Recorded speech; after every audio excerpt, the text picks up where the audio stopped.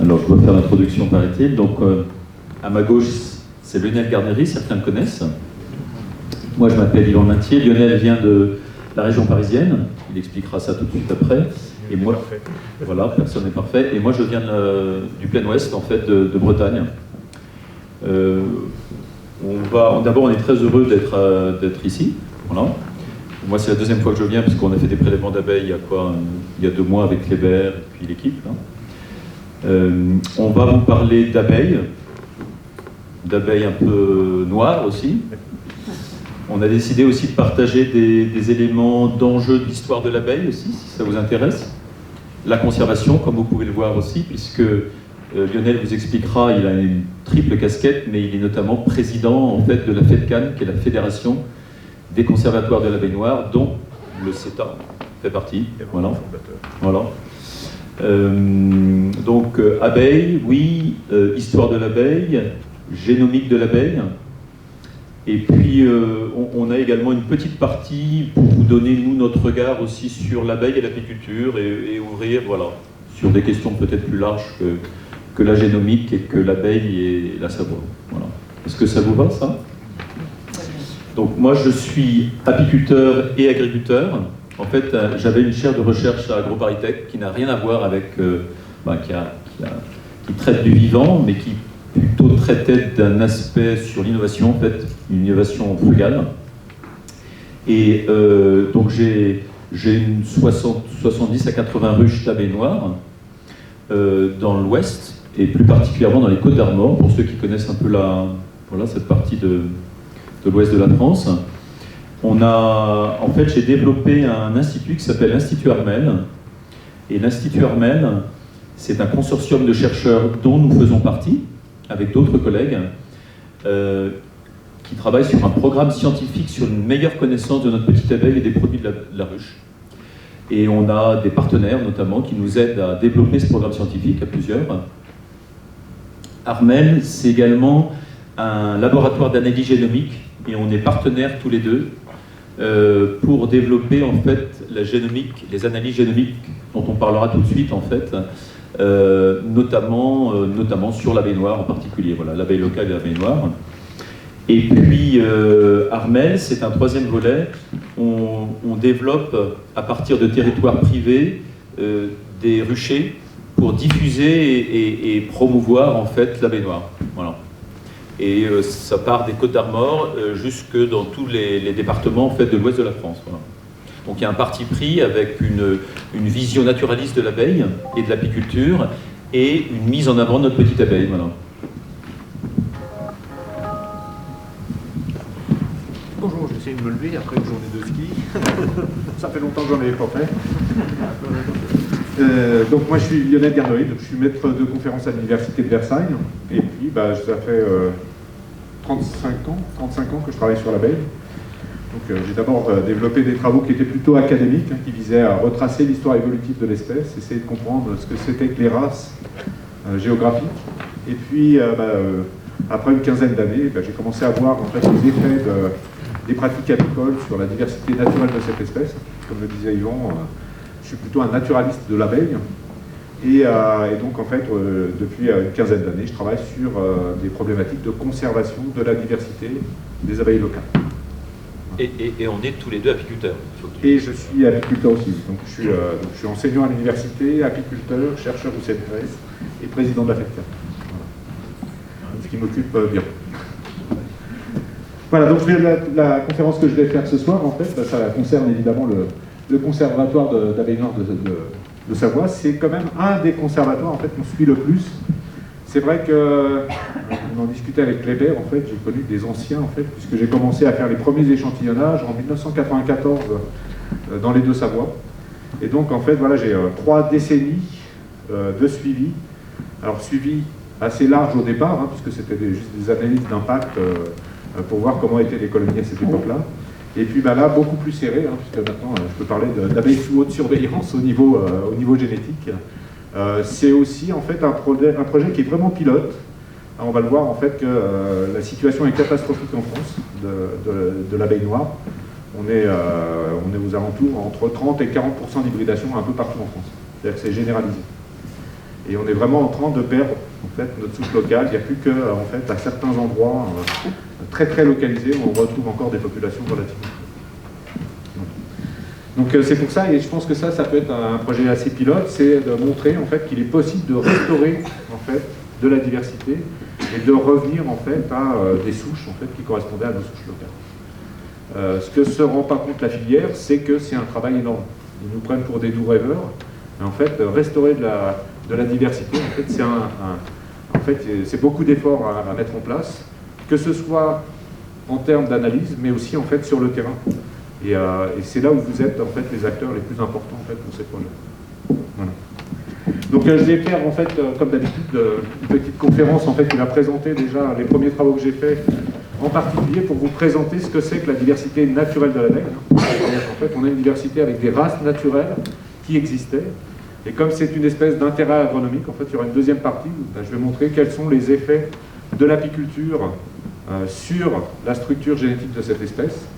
Et puis je terminerai en fait sur le déroulé des différents du suivi qu'on a fait en fait sur le conservatoire de la vallée des Belleville, avec les progrès qui sont réalisés et puis les déboires qu'on a souvent en fait pour aller rechercher évidemment des souches qui sont relativement pures pour pouvoir conforter le conservatoire. Voilà, alors ne tenez pas compte de l'adresse qu'il y a, parce qu'en fait mon laboratoire va changer d'adresse. Ne la notez pas, parce qu'à partir du 15 février, on va bouger. En fait, il y a l'université Paris-Saclay qui est en train de se mettre en place. Donc, on va bouger simplement de quelques kilomètres, mais en fait, on va changer complètement d'adresse. Maintenant, on fait partie d'un institut d'écologie et d'évolution qui va regrouper, en fait, oui, il faut que je me rapproche un peu, qui va regrouper en fait 4 laboratoires qui travaillent en écologie sur un spectre large d'espèces. Voilà. Quels sont les buts en fait, pour étudier la diversité de l'abeille domestique? Le premier, en fait, c'était, dans un premier temps, de comprendre la biodiversité naturelle de cette espèce, et puis, en particulier, de retracer son histoire évolutive. Notamment, en fait, c'est une espèce qui est relativement ancienne, on va voir qu'elle est datée d'1 million d'années, et donc il y a eu des effets des glaciations du Quaternaire. Et ça, c'est en fait un atout essentiel pour l'abeille noire, on va le voir, puisqu'en fait, c'est la plus ancienne des lignées, et donc elle est passée à travers 2 glaciations du Quaternaire. Et donc ça veut dire que dans sa génétique, elle a déjà subi en fait, des périodes de réchauffement et de glaciation. Et en fait, c'est ça qu'on risque de perdre. C'est en fait, on risque de perdre en fait, des capacités de réponse au dérèglement climatique, si on perd cette abeille. On en retrouvera peut-être ailleurs, mais en fait, c'est une des rares lignées en fait, à être passée à travers 2 glaciations du Quaternaire. Voilà. Ensuite, la deuxième partie, ça va concerner l'impact de l'agriculture et de l'apiculture, surtout de l'apiculture moderne sur cette diversité. C'est à partir de ces patterns en fait, qui sont observés de différentes races sur l'aire de répartition naturelle de l'espèce, en fait, quelle a été l'influence de l'apiculture sur la diversité de cette espèce. Et puis évidemment, en fait, l'objectif c'est comment définir le protocole de gestion de cette diversité. En fait, on a altéré la diversité de l'abeille. Comment est-ce qu'on peut faire pour essayer de restaurer et de conserver en fait, pour les générations futures ce que nous on a eu, c'est-à-dire en fait les différentes races qui existaient et qu'on est en train d'éliminer en fait au cours de notre génération. Voilà, donc quand on parle de diversité de l'abeille, c'est une espèce qui est extrêmement diversifiée, puisqu'en fait on la trouve depuis la Scandinavie jusqu'au Cap de Bonne-Espérance, donc elle couvre l'Afrique, l'Europe et le Proche-Orient, et elle est constituée d'environ, parce qu'en fait le concept de race est assez flou, ça dépend des contours qu'on donne aux races, entre 26 et 29 races géographiques. Là, en fait, vous avez les aires de répartition des 13 races qui sont européennes, avec, évidemment, en fait, on voit l'aire de répartition de Mellifera, donc de notre abeille noire. Les noms qui sont sur la carte, en fait, ça correspond à la nomenclature trinominale, c'est-à-dire, en fait, il y a 3 noms de la classification Linné. C'est-à-dire que le premier nom, en fait, normalement, c'est un nom d'espèce, un nom de genre, c'est Apis. Le deuxième nom, c'est Mellifera, c'est le nom d'espèce. Et ensuite, le troisième nom, ça correspond en fait à celui de la sous-espèce ou de la race géographique. Donc là, sur la carte, en fait, ce sont les noms des races, c'est-à-dire le troisième nom, qui correspond en fait à la nomenclature de Linné. Alors, vous voyez qu'en fait, l'aire de répartition, déjà, il y a quelque chose qui doit nous interpeller, c'est que l'aire de répartition de l'abeille noire, en fait, c'est la plus large, en fait, qui est en Europe. Et elle couvre, en fait, vraiment tout le nord de l'Europe. On la trouve depuis les Pyrénées jusqu'à la Scandinavie, avec une répartition qui part au nord des Alpes et au nord des Carpates, qui va jusqu'à l'Oise. Donc en fait, on a une sous-espèce en fait, qui est particulièrement adaptée à un climat froid et humide. Ensuite, on va avoir tout un tas de races. On a eu les effets évidemment d'isolement sur les îles. Il y a plein de races qui sont sur les îles, notamment en fait Sicula en Sicile, Rutneri à Malte, Adani en Crète, et puis Cypria à Chypre. Et ensuite, vous allez avoir en fait d'autres races qui sont plutôt méditerranéennes, avec Ligustica, Cecropia, et on va avoir déjà en fait même, là on est déjà au niveau du Proche-Orient, en fait Syriaca, qui sont des abeilles qui sont de climat chaud et sec. Donc en termes de réponse au dérèglement climatique, en fait, rien qu'en Europe déjà, en fait, on a un potentiel de réponse qui est énorme, puisqu'en fait on a des abeilles qui vivent dans les climats les plus froids et les plus humides, jusqu'aux climats les plus chauds et les plus secs. En Afrique, on va retrouver également en fait, environ 13 races. Et là aussi, en fait, on a des races de climat tropical, donc chaud, humide, comme la Dansonine. Des races qui sont plutôt altitudinales, donc qu'on qualifie d'orophiles, et qu'on va avoir, en fait, qu'on va trouver à des altitudes, comme par exemple Major, qu'on trouve dans les montagnes du Rif au Maroc, qu'on trouve à une altitude de plus de 1500 mètres, ou encore dans les montagnes d'Afrique de l'Est, où en fait on a Monticola qu'on trouve à partir de 2400 mètres. Alors ça, c'est une influence, parce que vous allez voir qu'en fait, en particulier dans les abeilles qui sont rendues sous le nom de Buckfast depuis 2007, on va avoir, en fait, on a un type africain qui est apparu au niveau mitochondrial et qui correspond en fait à des importations d'abeilles probablement de ces régions. On a été rechercher en fait une adaptation à un climat qui correspond en fait à quelque chose qui est équivalent du climat tempéré dans les montagnes d'Afrique. Alors évidemment, on n'a pas du tout la même flore. Alors que finalement, en fait, naturellement, on avait des populations qui étaient adaptées en fait, au climat froid, tempéré en Europe. Voilà, alors ces races, elles ont été définies, je vais passer très rapidement sur cette diapo qui est un peu trop complète. En fait, elles ont été d'abord définies par des critères morphologiques, c'est-à-dire en fait des mesures qui sont faites de la morphologie de l'abeille. Pour caractériser ces 26 races, au départ c'était 24, puisque c'est Rutner qui a décrit la plus grande partie de ces races, en fait, il fallait utiliser en fait 40 mesures différentes faites sur l'abeille pour distinguer en fait ces 26 races géographiques. Voilà, donc là vous avez quelques exemples. Alors les plus connus en fait c'est évidemment l'index cubical, donc le rapport A en fait sur l'aile antérieure de deux nervures en fait, les nervures A et B en fait qui correspondent à un indice. Et souvent en fait les apiculteurs ont réduit leurs analyses, ils ne faisaient pas les 40 mesures, en fait à seulement quelques facteurs, ce qui fait qu'en fait ça a été aussi source d'erreurs dans le tri en fait des colonies qui sont faites lorsqu'on n'utilise pas tous les caractères. Alors ces études de morphométrie, en fait, elles ont permis de mettre en évidence les 26 races, enfin 24 races géographiques au départ et 26 ensuite par la suite. Et ces races, en fait, sont réparties selon 4 lignées évolutives. Donc une lignée africaine, donc qui est en jaune, qui est contourée en jaune sur la carte, et puis qui correspond en fait après l'analyse que l'on fait des données morphologiques, en fait, à cette espèce de trépied qui monte vers le haut, donc qui est en jaune.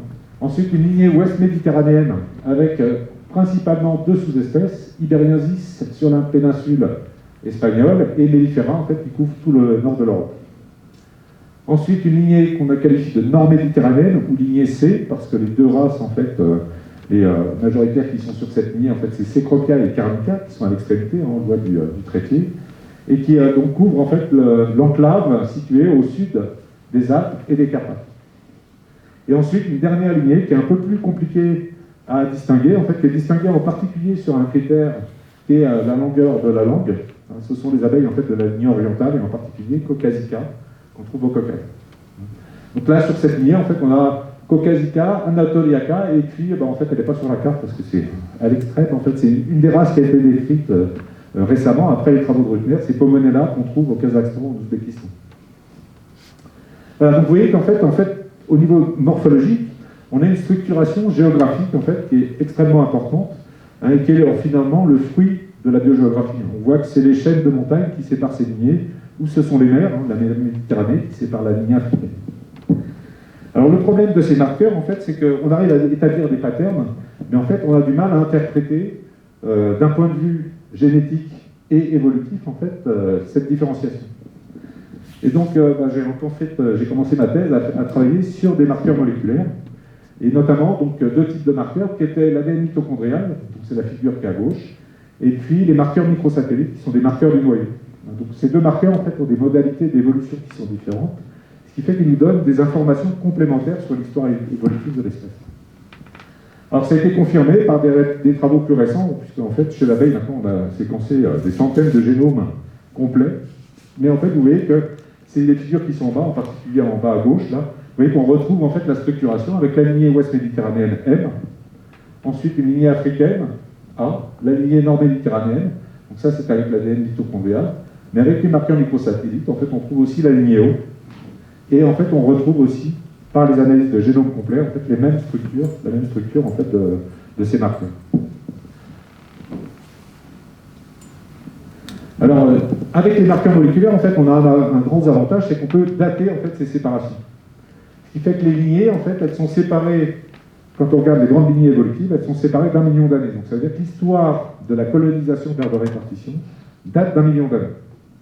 Et si on regarde en fait sur l'arbre de l'ADN mitochondrial, vous voyez que la première lignée qui se sépare en haut, qui est en rouge, en fait, c'est la lignée ouest méditerranéenne. Autrement dit, c'est la lignée où on va trouver Iberionensis et Mellifera. Donc ce sont en fait les plus anciennes lignées qui ont colonisé l'aire de répartition. Et c'est seulement après, en fait, qu'on a une séparation entre la lignée A et la lignée C, qui est beaucoup plus tardive sur l'arbre. Alors ensuite, si on analyse la diversité à l'intérieur de chacune des lignées, on se rend compte que quand on travaille sur la lignée nord-méditerranéenne, la lignée C, en fait, on a une datation qui correspond à 200 000 ans en fait, d'évolution. Et 200 000 ans d'évolution, c'est en fait l'avant-dernière glaciation du Quaternaire, c'est-à-dire la glaciation du Rhys. Et si par contre, on regarde en fait la diversité qu'on a à l'intérieur de la lignée M, en fait, ça correspond à 10 000 ans d'évolution, et en fait, ça correspond en fait au temps de la dernière glaciation. Donc autrement dit, en fait, les lignées se sont développées en fonction des glaciations du Quaternaire, en particulier les lignées européennes.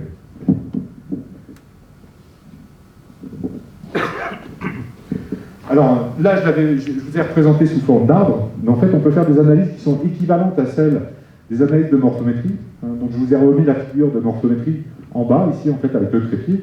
Et on voit en fait que si je projette, en fait, si je fais une combinaison de mes deux figures en haut avec l'axe 1, l'axe 2 et l'axe 3, en fait, j'obtiens exactement la même structuration avec les données moléculaires qu'avec les données morphométriques. Autrement dit, en fait, on a une correspondance parfaite entre les données de morphométrie et les données moléculaires.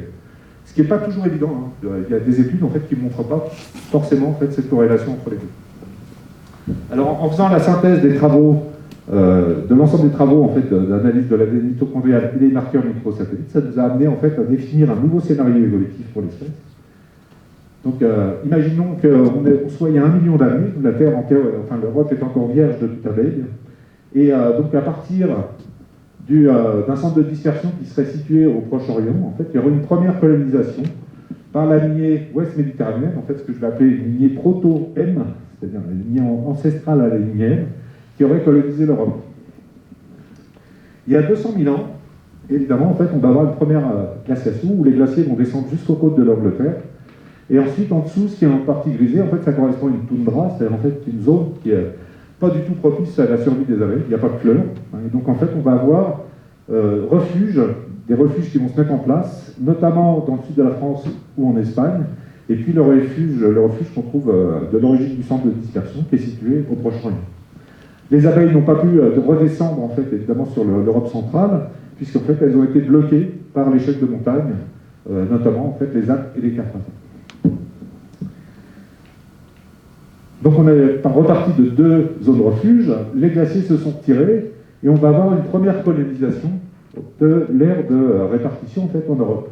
Il y a probablement une barrière qui va se lever, qui va permettre la colonisation sous l'enclave, en traversant la Turquie, sous l'enclave des Carpates, en fait, de la lignée, qui va devenir en fait la lignée nord-méditerranéenne. À partir du refuge qui est espagnol, en fait, on va avoir une recolonisation du nord de l'Europe par la lignée ouest méditerranéenne. Et puis à partir du Caucase, en fait, on va avoir une lignée qui va passer à travers les plaines de l'Ukraine, et puis qui va remonter probablement jusqu'au Kazakhstan ou l'Ouzbékistan. Alors ce scénario-là, il est complètement hypothétique, hein, parce qu'évidemment, il y a 20 000 ans, on a une deuxième glaciation qui va effacer la totalité en fait, des abeilles qui étaient au nord. Mais cette fois-ci, en fait, elles vont mettre en place non plus 2 zones le refuge pendant les glaciations, en fait, on a toujours nos deux zones originales dans la péninsule espagnole et au Proche-Orient, mais en fait, on a deux nouvelles zones de refuge qui sont constituées par les péninsules italiennes et la péninsule grecque. Où là, évidemment, en fait, on va avoir la lignée nord-méditerranéenne qui va se mettre en place. À l'issue de cette glaciation, donc il y a environ 10 000 ans, mais en fait, les glaciers vont se retirer et progressivement, en fait, les abeilles vont recoloniser l'aire de partition, l'aire de répartition. Voilà. Donc, c'est ce qui a mis, en fait, l'ensemble des races en Europe, elles sont datées de 10 000 ans, hein, puisqu'en fait, on va avoir des races de zones refuge, donc c'est Iberiensis, des races d'effet de fondation, donc il y a la colonisation du nord de l'Europe, qui sera Mellifera, une autre race de zone refuge qui sera donc, sur la péninsule italienne, qui sera Ligustica, qui va nous donner la race Ligustica. En Grèce, en fait, on aura Cecrotia qui va se mettre en place. Et puis la remise en contact entre l'abeille italienne et l'abeille grecque, en fait, va faire une nouvelle sous-espèce, donc qui sera Carnica. Et puis on va retrouver également toutes les races qui sont ici de la lignée avec Caucasica qui est la race de zone refuge, Anatoliaca qui est l'effet de fondation en Turquie, et puis Monella en fait, qui sera. Vous voyez que simplement, en fait, par l'histoire évolutive, retracer l'histoire évolutive, ça permet en fait de comprendre la mise en place des races.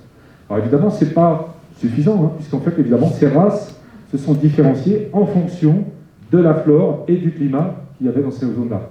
C'est ce qui a accentué les différences entre les races. Donc chez l'abeille, les races, en fait, sont des races qui sont naturelles, apparues naturellement au cours de l'histoire évolutive de cette espèce. Voilà, donc si je fais une conclusion déjà sur cette première partie, la diversité naturelle de cette espèce est importante. Hein, c'est rare d'avoir une espèce avec 26 à 29 races géographiques. Et elle est le fruit, en fait, d'un processus évolutif qui est long et complexe, hein, avec des mouvements d'abeilles, des adaptations progressives, en fait, au climat et à la faune. La lignée ouest méditerranéenne, on l'a vu, c'est la première qui a colonisé, et elle, en fait, elle a subi 2 glaciations du Quaternaire, qui a réduit évidemment sa diversité, mais en fait, elle est passée à travers ces 2 glaciations, c'est-à-dire qu'elle s'est adaptée aux variations de climat, donc au réchauffement et au refroidissement. Donc en fait, elle a potentiellement dans son génome des gènes en fait, d'adaptation en fait, à ces variations climatiques. Ensuite, donc évidemment, elle a une valeur patrimoniale qui date d'1 million d'années. C'est une des plus anciennes finalement lignées qui a colonisé l'Europe. Et donc on a ce devoir de conservation évidemment de cette valeur patrimoniale. Et puis sa diversité est évidemment moins importante hein, puisqu'elle a été réduite par les 2 glaciations du Quaternaire. Je passe sur l'intérêt des marqueurs. Alors évidemment, ça c'était l'histoire naturelle, mais c'est une espèce d'intérêt agronomique. Et donc, comme la plupart déjà des espèces européennes, elle a vu son environnement changer de façon très rapide, notamment avec l'agriculture intensive, la monoculture, ensuite l'urbanisation, les villes qui gagnent évidemment sur les campagnes, et donc en fait, l'ensemble des espèces en Europe en fait, subissent un fractionnement ou une disparition des milieux naturels qui ont une tendance en fait à modifier les modalités d'évolution de ces espèces. Avant en fait l'impact de l'homme sur l'agriculture, on avait des grandes forêts, et ces grandes forêts, si vous descendez et vous prenez le train de Paris jusqu'à Bordeaux, en fait vous allez passer la Beauce. La Beauce c'est un grand désert pour les abeilles, qui est juste restreint à des petits dossiers. Il faut imaginer aussi que les autres espèces en fait, occupaient l'ensemble de ces forêts, ont été réduites. Et là, en fait, on a 2 modalités d'évolution des espèces. Des espèces qui évoluent en fait, sous le moteur de la sélection naturelle, ce sont des populations de grands effectifs, et des populations de petits effectifs qui évoluent en fait, par dérive. Une grosse partie de la perte de diversité, à l'heure actuelle, en fait, est liée à ce fractionnement des habitats. C'est-à-dire qu'en fait, on a fait basculer des espèces dont la dynamique d'évolution était celle de la sélection naturelle, qui est relativement douce, hein, qui se passe de manière relativement lente, à des mouvements brusques et qui sont aléatoires. C'est-à-dire qu'en fait, on peut augmenter les fréquences d'allèles qui sont délétères pour une espèce, puisque c'est un processus aléatoire. D'où en fait l'extinction d'un certain nombre de ces populations et la disparition en fait, potentielle de ces espèces. Alors je dirais l'abeille, elle est moins touchée par ça, alors, grâce au fait que c'est une espèce d'intérêt agronomique. Parce que si je compare aux espèces sauvages, les espèces sauvages ont été impactées directement en fait, par ça. Et c'est l'apiculture finalement qui a maintenu des effectifs importants de l'abeille qui ont empêché en fait ces effets de fractionnement. Mais on constate quand même un déclin de l'abeille depuis une vingtaine d'années. Et donc il y a eu une synthèse évidemment de l'ensemble des travaux qui a été faite sur les causes de ce déclin. Et donc une des principales causes que j'ai mis en haut, en fait, ce sont les pesticides, dont on parle énormément. Et effectivement, c'est un impact important évidemment sur la diversité, aussi bien des espèces sauvages que de l'abeille mellifère. Et puis ensuite, on va avoir d'autres effets. Souvent, on parle des effets. Le deuxième effet le plus important en fait chez l'abeille, c'est varroa. Mais vous avez aussi d'autres agents infectieux avec les nosémoses, Nosema cereinae, Nosema apis. Vous avez aussi des loques, les loques américaines avec des bactéries. Donc on a tout un tas d'agents infectieux en fait qui sont responsables aussi des pertes de pollen. Ensuite, les prédateurs, donc le frelon asiatique. C'est aussi quelque chose qui a un impact en fait, récent sur la structure des populations. Et puis, évidemment, en fait, on a l'appauvrissement des habitats. Donc, c'est lié, effectivement, à cette monoculture. C'est-à-dire que dans certaines régions, les abeilles n'ont plus la diversité des pollens qui correspond finalement à un régime alimentaire qui est bon, en fait, pour son développement. Et en fait, on a souvent des carences qui peuvent arriver, qui sont liées, en fait, à ces carences en certains pollens. Et puis le dérèglement climatique, dont on n'a pas encore beaucoup parlé chez l'abeille, mais qui a un impact, on le ressent directement, les apiculteurs le ressentent directement. Vous parliez des colonies que vous aviez perdues l'année dernière.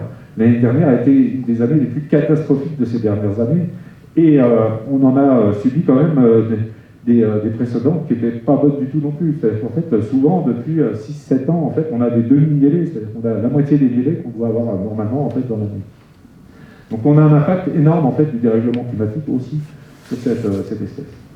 Mais il y a aussi une chose dont on n'a pas parlé en fait, et dont on ne parle pas en fait, c'est les pratiques apicoles en fait, qui ont évolué énormément en fait, ces 30 dernières années. Moi ça fait 35 ans que je travaille sur l'abeille et j'ai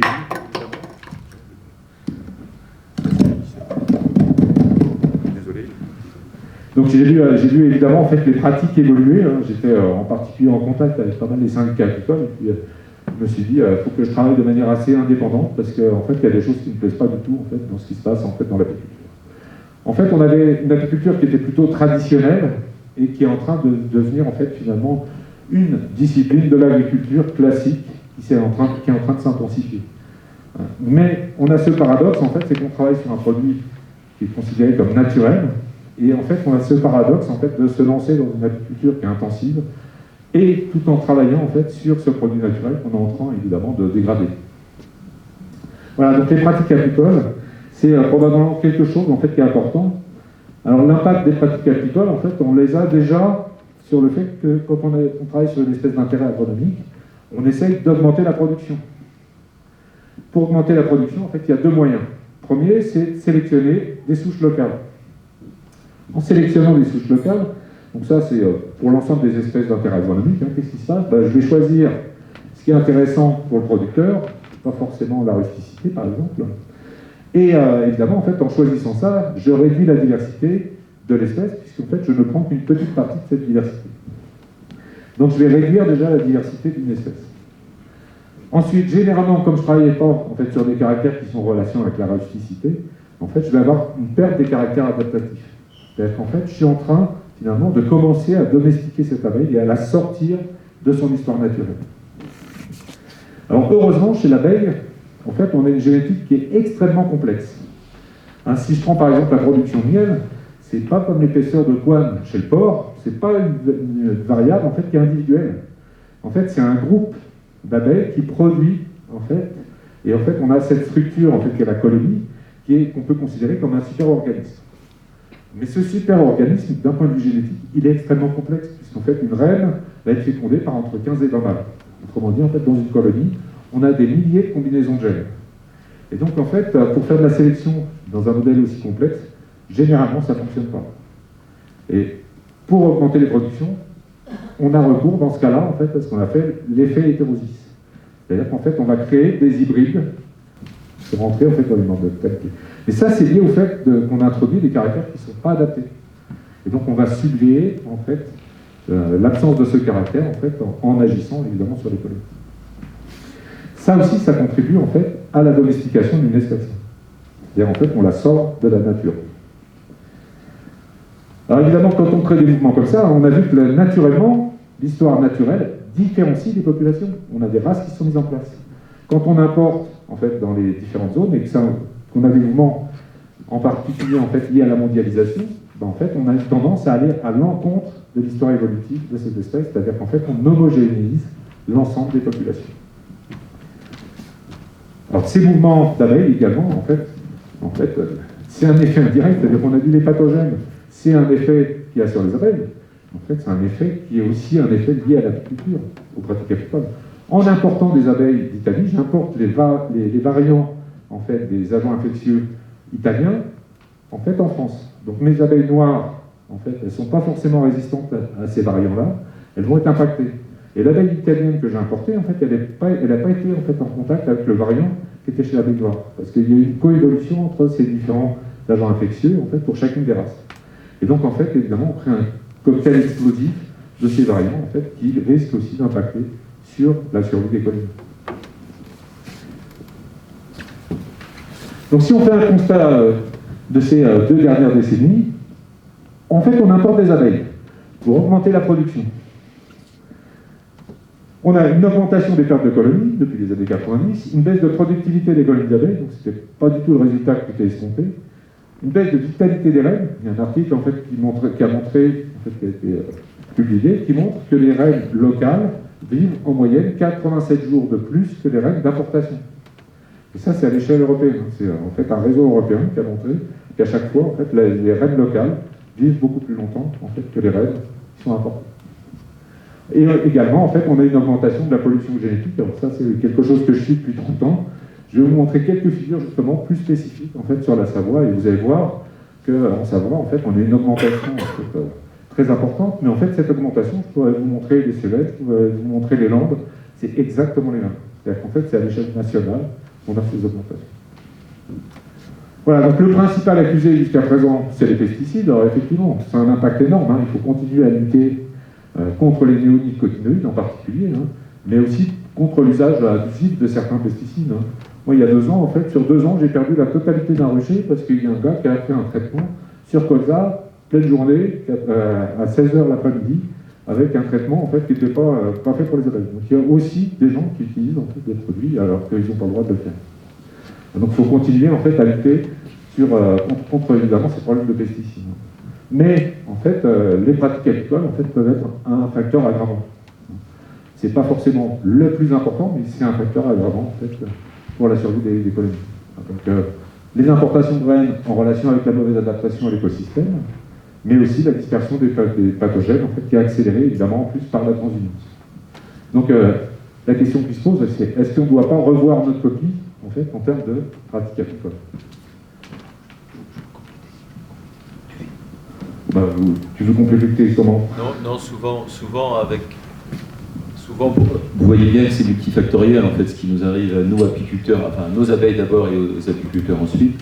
Mais avec Lionel, on utilise souvent une boutade qui est de dire malheureusement on ne stabule pas des abeilles. Donc c'est un gros souci en fait pour l'homme qui voudrait lui, comme il l'a fait sur les mammifères, pouvoir contrôler finalement la reproduction de l'abeille. Et l'abeille, elle ne se contrôle pas. Et ce qu'on dit avec Lionel, c'est que notamment, et vous le vivez, et notamment les conservatoires, c'est qu'il y a un lien ténu entre le territoire, son contrôle et l'abeille. Et donc, on est mal parti pour le solutionner. Ça, c'est quelque chose qu'on ne pourra pas contrôler, en fait. Et c'est pour ça que le projet en fait, de Savoie, il est particulièrement intéressant, parce qu'en fait, il est ancré dans le territoire. Et c'est là où en fait, c'est le point le plus important. C'est-à-dire qu'à partir du moment où on a des acteurs locaux qui veulent faire quelque chose, on a déjà en fait, résolu une partie du problème. Voilà, donc la question qui se pose, c'est quelle solution? Alors, c'est pas la solution, hein, mais une des solutions, en fait, c'est de retourner à une apiculture qui est un peu plus durable, de manière à essayer de réduire le déclin des abeilles. On a vu qu'il y avait une grande diversité à l'échelle de l'espèce. Ensuite, il y a une forte structuration naturelle de la diversité. Et la diversité de l'abeille noire, en fait, est une valeur patrimoniale qui date d'1 million d'années. Donc, mettre en place une apiculture durable, en fait, c'est d'abord travailler avec les ressources locales. La durabilité, en fait, c'est ça. D'où en fait la nécessité évidemment de mettre en place des conservatoires de l'abeille locale. Oui, et là encore, on en parlait avec les collègues du CETA l'autre jour, l'élevage pratiqué sur les mammifères, c'est phytosanitaire, je vais résumer, c'est les intrants pour nourrir et la partie phytosanitaire. Le problème et donc on contrôle vis-à-vis d'un cochon, d'une vache. Le problème de l'abeille, c'est qu'elle se nourrit de ressources naturelles. Ce qu'on a comme impact sur les ressources naturelles, ça la touche indirectement. Et le rêve de certains de nos collègues, c'est de nourrir l'abeille et de contrôler sa nourriture, et puis de contrôler sa reproduction. Sauf que, voilà. Le risque, c'est que le miel, c'est un produit naturel. En contrôlant la nourriture, effectivement, on sort ce produit en fait, d'un produit qui sera naturel. Et alors, vous voyez bien que ce que dit Lionel, c'est qu'en fait, depuis des dizaines d'années, on fragilise l'écosystème apicole et on fragilise l'abeille en elle-même. Et donc, on sait, parce que des collègues ont écrit là-dessus, que le miel est irremplaçable pour l'abeille. C'est d'abord un ingrédient pour l'abeille et pas pour nous. Et donc, quand vous imaginez que vous passez du miel au sirop de sucre en fonction d'une proportion, vous imaginez les dégâts que ça peut faire. Là aussi, il y a un article en fait, qui a été publié par les Américains qui explique qu'en fait, dans le miel, il y a des composés en fait, qui contribuent aux défenses immunitaires de l'abeille. Et donc, en fait, c'est évidemment, si on la nourrit uniquement au sirop, on n'a pas ces composants, et donc elle devient particulièrement sensible aux agents infectieux. Des flavonoïdes. Oui, des flavonoïdes. Voilà, donc après, quels sont les objectifs d'un conservatoire? Donc, c'est de conserver la diversité locale actuelle de l'abeille noire pour les générations futures. C'est-à-dire qu'en fait, on est en train de faire disparaître, notre génération en fait, est en train de faire disparaître la diversité naturelle de cette espèce, et on est en train finalement d'empêcher les générations futures en fait, de pouvoir avoir l'accès en fait, à ces données. Et alors pour ceux qui connaissent ce qui s'est passé sur les semences, il y a peut-être des agriculteurs ici, en fait, nous, ce qu'on dit avec Lionel, c'est ce qui s'est passé avec les semences paysannes et cocopédie, il faut le faire sur l'abeille. C'est-à-dire que, vous le savez ou pas, mais il y a des collègues américains qui viennent en Europe parce qu'ils n'ont plus de ressources génétiques. Ils ont tellement standardisé, ils n'ont plus de ressources génétiques. Ils sont revenus chercher de l'abeille noire pour augmenter en fait, la diversité génétique des souches américaines. Simplement parce qu'il n'y a que quelques éleveurs de rêve et qu'ils ont réduit en fait, la diversité. Alors qu'à l'origine, aux États-Unis, en fait, ils avaient le melting pot humain en abeilles. C'est-à-dire que chaque colon sont arrivés avec leurs abeilles. Donc ils avaient pratiquement la même diversité que celle qu'on avait sur l'ensemble de l'Europe, mais à cause des pratiques et de l'élevage intensif, en fait, ils ont réduit toute cette diversité, et ils en sont à un point où, en fait, moi j'ai mon collègue Steve Shepard qui est venu en France pour chercher de l'abeille noire, il est allé au Caucase pour aller chercher de la caucasienne, il va en fait sur l'ensemble de l'aire de répartition naturelle pour aller rechercher en fait l'origine. Et c'est ça qui est important, je dirais. C'est pas uniquement conserver l'abeille noire, il faut conserver l'ensemble des races. Mais nous, on a en fait ce devoir de conserver le patrimoine qu'on avait, donc l'abeille noire. Après, les Italiens doivent conserver l'abeille italienne, les Grecs, l'abeille grecque, etc. Et c'est un devoir, si on veut continuer, que les générations futures puissent continuer en fait à profiter justement de cette diversité naturelle.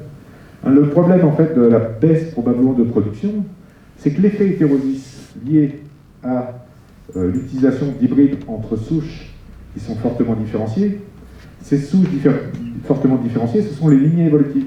Quand on y réfléchit, en fait, qu'est-ce qu'on a fait? On a fait des italo-caucasiennes au départ. C'est-à-dire qu'on a été chercher la lignée C, la lignée O. Et ensuite, on a fait de la triple hybride. Lignée C, lignée O, lignée M. Et en fait, on bénéficie de cet effet d'hétérosis lorsque les souches sont bien différenciées. Si on homogénise tout sur l'ensemble de l'aire de répartition, ben c'est pas étonnant qu'on ait des baisses de production, puisqu'en fait, on n'a plus de souches pures qui soient suffisamment différenciées pour avoir cet effet hétérosis. Donc si on veut l'avoir, ben, il faut conserver évidemment des souches pures au départ pour pouvoir perpétuer en fait, cette utilisation d'effet hétérosis.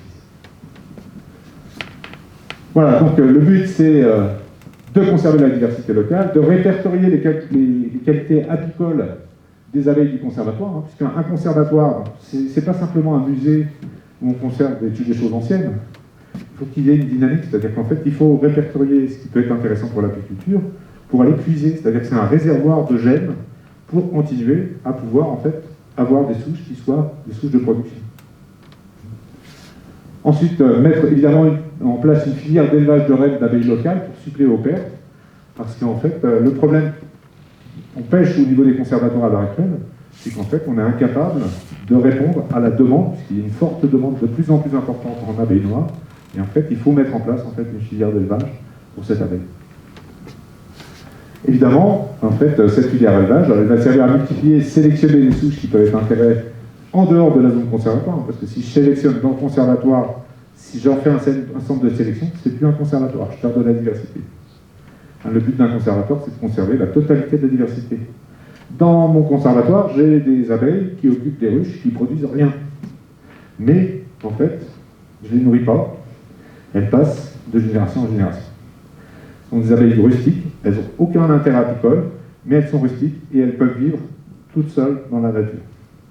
Donc en fait, j'ai des boîtes occupées par des abeilles qui ne sont pas intéressantes pour l'apiculture de production, mais en fait, c'est probablement ces abeilles qui, en fait, apportent une partie de la rusticité à des abeilles qui peuvent être beaucoup plus intéressantes, en fait, en tant qu'abeilles de production. Voilà. Et puis évidemment, ça sert aussi à aider à la reconstitution des cheptels lorsqu'on a des pertes. On le voit déjà en fait dans les différentes zones des conservatoires, en fait les 10 conservatoires qui font partie de la FEDCAM. En fait, il y a un élevage de rennes au moins qui est fait pour essayer de suppléer aux pertes qui ont lieu en fait chez les apiculteurs de la zone conservatoire. Alors justement, un exemple de conservatoire, c'est l'abeille de Savoie. L'objectif, donc on a commencé à faire un suivi. Alors j'avais déjà des données préliminaires, je vais vous les présenter en fait, en 1999, ensuite 2004-2005, et puis on a commencé en fait à retravailler sur le conservatoire en fait en 2016. Et depuis début 2016, en fait, tous les ans, en fait, on fait des analyses de la diversité génétique en fait, de la population de la vallée des Légumes. Donc au départ, c'était de réaliser une étude d'impact. Donc en fait, le but c'était de savoir est-ce que la population d'abeilles était compatible en fait, avec la conservation. Ensuite, déterminer l'impact des pratiques apicoles sur la structure des populations, c'est-à-dire dans quelle situation était la population en fait, des Belleville lorsqu'on a commencé à faire cette étude. Alors j'ai rajouté un petit trait parce que évidemment en fait, la population elle était fortement impactée par l'hybridation. Et donc en fait on est venu à dire dans ce cas-là, en fait, il faut d'abord restaurer la diversité. Donc comment faire pour restaurer la diversité? En partant en fait des souches qu'on avait déjà en local. Et puis ensuite essayer de mettre en place un protocole de gestion de la diversité pour cette population conservatoire. Alors pour ça on a utilisé deux outils, donc le test mitochondrial, donc avec un marqueur qui est à transmission maternelle.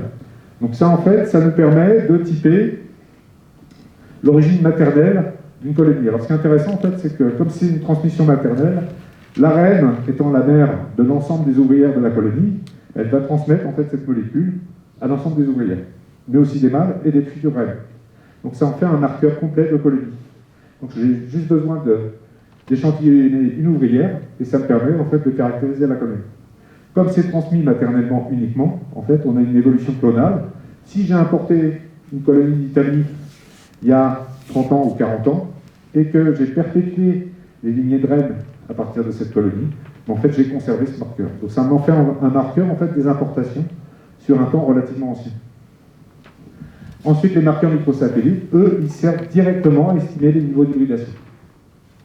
Ce sont des marqueurs à hérédité parentale, donc ils permettent d'estimer un niveau de diversité, le niveau d'hybridation, et ça, en fait, on peut le faire de l'échelle des individus, des ruchers et des populations, en fonction de la méthode d'échantillonnage. Voilà, donc la première étude a été faite en 2016-2017, où on a échantillonné. Alors, les apiculteurs du CETA de Savoie avaient fait déjà un bilan de l'ensemble des colonies qu'ils avaient pu répertorier en fait, dans la zone. Et puis, ils ont échantillonné donc 351 colonies pour en fait faire les analyses sur l'ensemble de la vallée des Légumes. Les résultats de l'étude montrent qu'on a 62% d'ADN mitochondrial qui sont d'origine locale. Autrement dit, en fait, on a 38% en fait, déjà d'origine maternelle qui était de type importé. Je passe sur la diversité intracolonie. Enfin, il y a des choses qui sont intéressantes parce qu'on a des haplotypes qui sont quand même assez locaux. en fait, dans l'étude de l'histoire évolutive, en fait, par exemple, le M8 et le M8', en fait, sont deux haplotypes qui sont d'origine catalane. C'est-à-dire qu'en fait, on a les premières mutations avec des grosses fréquences qui apparaissent en catalogue, et on va avoir une diminution en fait, de la fréquence de cet haplotype en remontant la vallée du Rhône. Autrement dit, cette lignée, elle a colonisé, elle vient d'Espagne, et elle a colonisé autour du golfe de Lyon, et elle est remontée par la vallée du Rhône pour venir coloniser en fait, la Savoie. Donc on a la voie de colonisation naturelle post-glaciaire, en fait, et ce sont des marqueurs qu'on peut considérer comme étant locaux.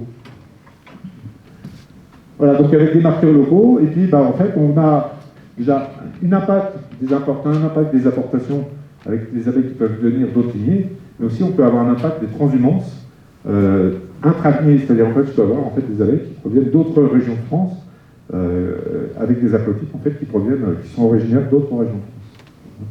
C'est le cas notamment ici, en fait, pour le M28 et le M51, en fait, qui sont des haplotypes qu'on trouve plutôt en région Île-de-France.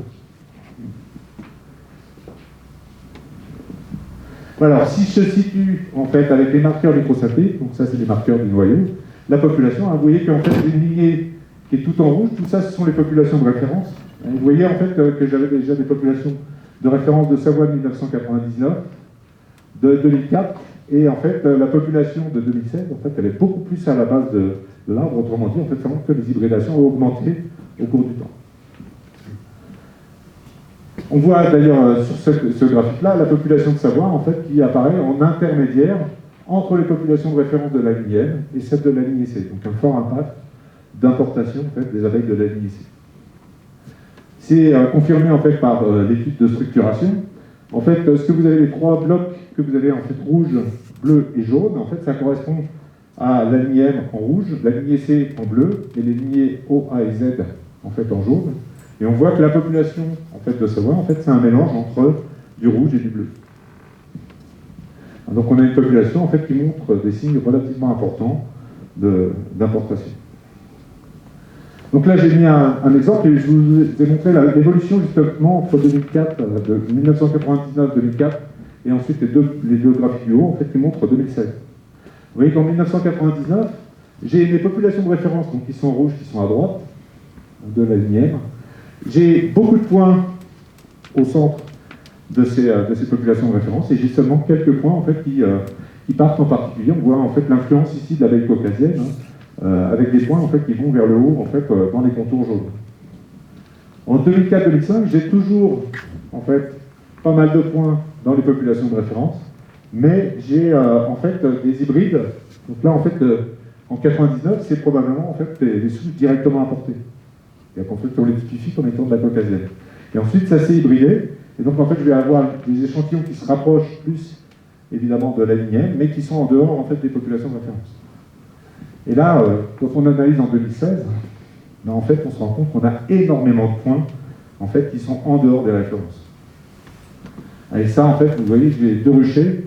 En fait, là, on avait analysé une quinzaine de ruchers, je crois, au total. Hein. Donc, c'est deux exemples de ruchers, où, effectivement, j'ai un étalement, en fait, avec... en fait, les effets des hybridations et des transhumances, probablement, en fait, sur cette population.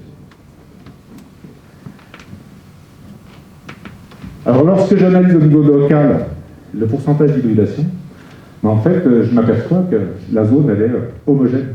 C'est-à-dire qu'en fait, l'ensemble de la vallée des Vésiles est touché par les hybridations, avec des pourcentages d'hybridation, en fait, qui varient entre 27% et jusqu'à 45%, en fait, pour certains ruchers. Le graphique en haut à droite, en fait, il vous montre en fait, qu'on a quelques colonies qui pointent en plein milieu des références. Et donc, en fait, l'étape de restauration commence là. C'est-à-dire qu'en fait, on va choisir les colonies qui correspondent aux standards de l'abeille noire, de manière à pouvoir les regrouper pour former en fait, une base de conservatoire. Voilà. Donc, sur les 351 colonies étudiées, 51 seulement sont compatibles avec en fait, les contours de l'abeille noire. Donc, et ça, c'est trié, évidemment, en fait, à partir d'une abeille par colonie, le premier échantillonnage qu'on a fait. Alors, ce qui a été fait, donc, sur les 51 compatibles, en fait, on va tout regrouper, vider complètement, en fait, le CETA a vidé complètement le rucher des encombres, de manière, en fait, à installer toutes les colonies les plus pures au niveau en fait, de la vallée des encombrants. Pour repartir en fait, sur une base, évidemment, en fait, montre des introgressions inférieures à 20%. Alors inférieure à 20%, en fait, c'est la base qu'on se donne au niveau des conservatoires. Il faut qu'il y ait un niveau d'hybridation maximum de 20%. Le but, c'est de le descendre, évidemment, au plus bas à chaque fois. Et donc, en fait, le but, c'est de commencer avec une structure à 20%. Une abeille par colonie avec la dérive, c'est un peu ridicule. Non, alors, non, parce qu'en fait, là, l'approche, elle est populationnelle. Le but, c'est de caractériser l'ensemble de la population des débris. Quand on est à la montagne, on est obligé de serrer les ruches. Le milieu du rucher est toujours faible, et les à côté toujours forts. Il y a un mélange. Oui, il y a une dérive en fait apicole, mais comme vous prélevez une par colonie, en fait, vous rétablissez avec le nombre d'échantillons. Donc vous avez en fait une bonne idée de la structure de la population. C'est simplement la population. Par contre, vous ne caractérisez pas la colonie. Je suis d'accord avec vous. Vous ne caractérisez pas chacune des colonies de manière individuelle. On caractérise la diversité de la population. Du rucher. Voilà. Alors le seul problème, en fait, c'est que je vous ai dit que l'abeille, les reines sont polyandres. C'est-à-dire qu'elle va être fécondée par entre 15 et 20 mâles.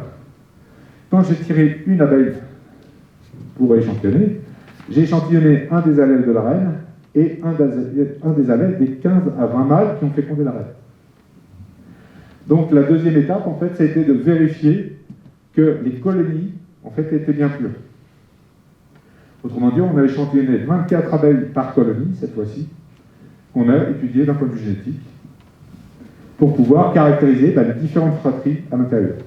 Cette étude, elle permet de caractériser, parce qu'en fait, de manière indépendante, on va génotyper à la reine.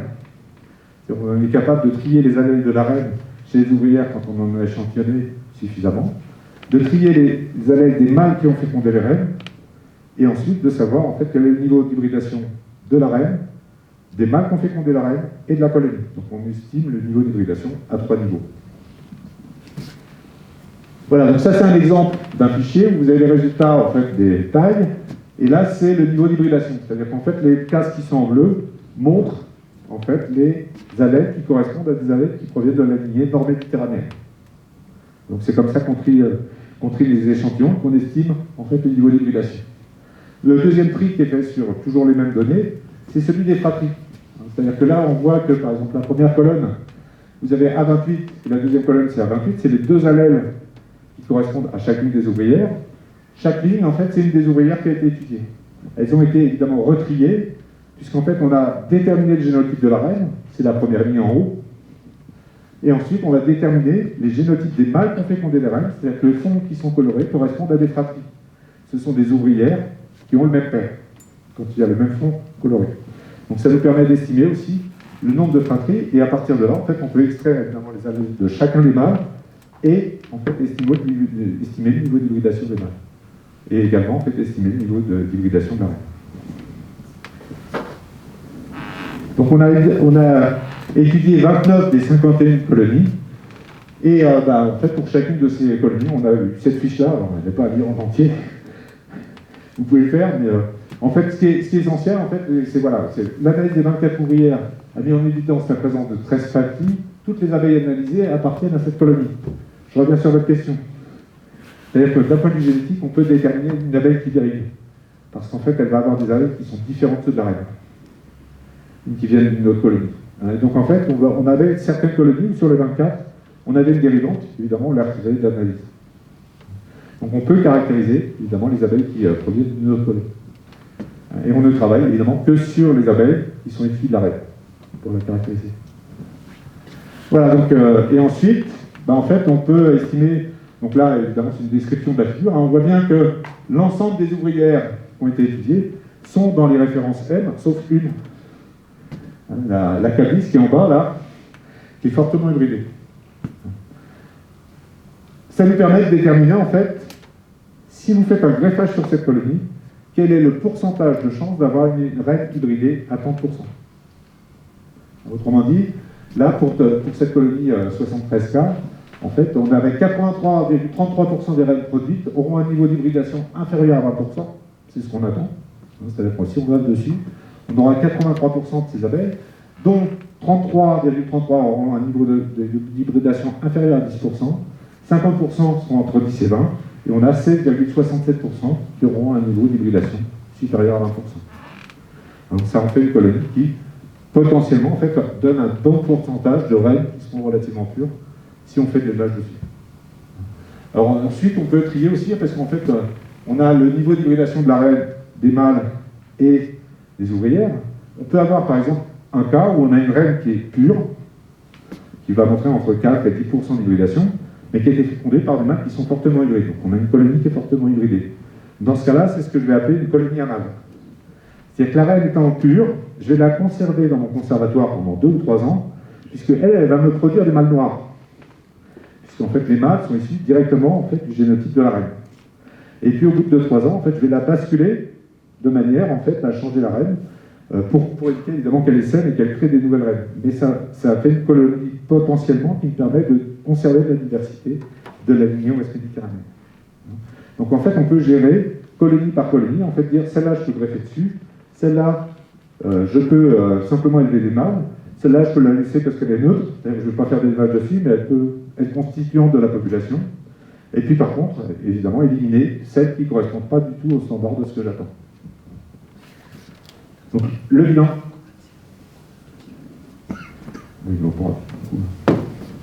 Donc, le bilan, en fait, à l'issue de l'étude, c'est qu'on avait 10 colonies qui étaient compatibles avec la production de mâles, 7 qui étaient pour le greffage, une autre, et il y avait quand même 11 colonies à sortir de la zone. Autrement dit, en fait, le fait d'avoir tiré une abeille, j'ai tiré celle qui était la moins hybridée, mais en fait, les 15 à 20 mâles qui avaient fécondé les autres, eux, ils étaient fortement hybridés, donc je risquais d'avoir un impact.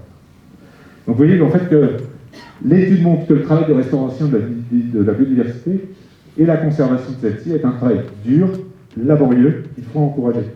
Parce que c'est un investissement qui est énorme, mais en fait il peut être payant. Mais ce n'est pas simplement en fait juste une petite lubie, en fait, comme l'imaginent en fait, certains apiculteurs professionnels qui se disent oui, les conservateurs, en fait, c'est des gens de musée. C'est un travail énorme à réaliser et qui sert évidemment à contrer à tout en fait, les actions et mauvaises pratiques qui a eu lieu depuis une quinzaine, une vingtaine d'années. Donc le nombre de colonies pour restaurer la diversité est encore insuffisant, c'est-à-dire qu'en fait on a une bonne base qui est relativement pure, mais en fait le but c'est de rechercher d'autres origines pour éviter évidemment les problèmes de consanguinité, parce qu'en fait on a choisi, hein, vous vous rappelez qu'on est parti de 350 colonies, on avait plus que 50 colonies qui correspondaient au standard, et j'en retire pratiquement, pas tout à fait la moitié, mais un tiers.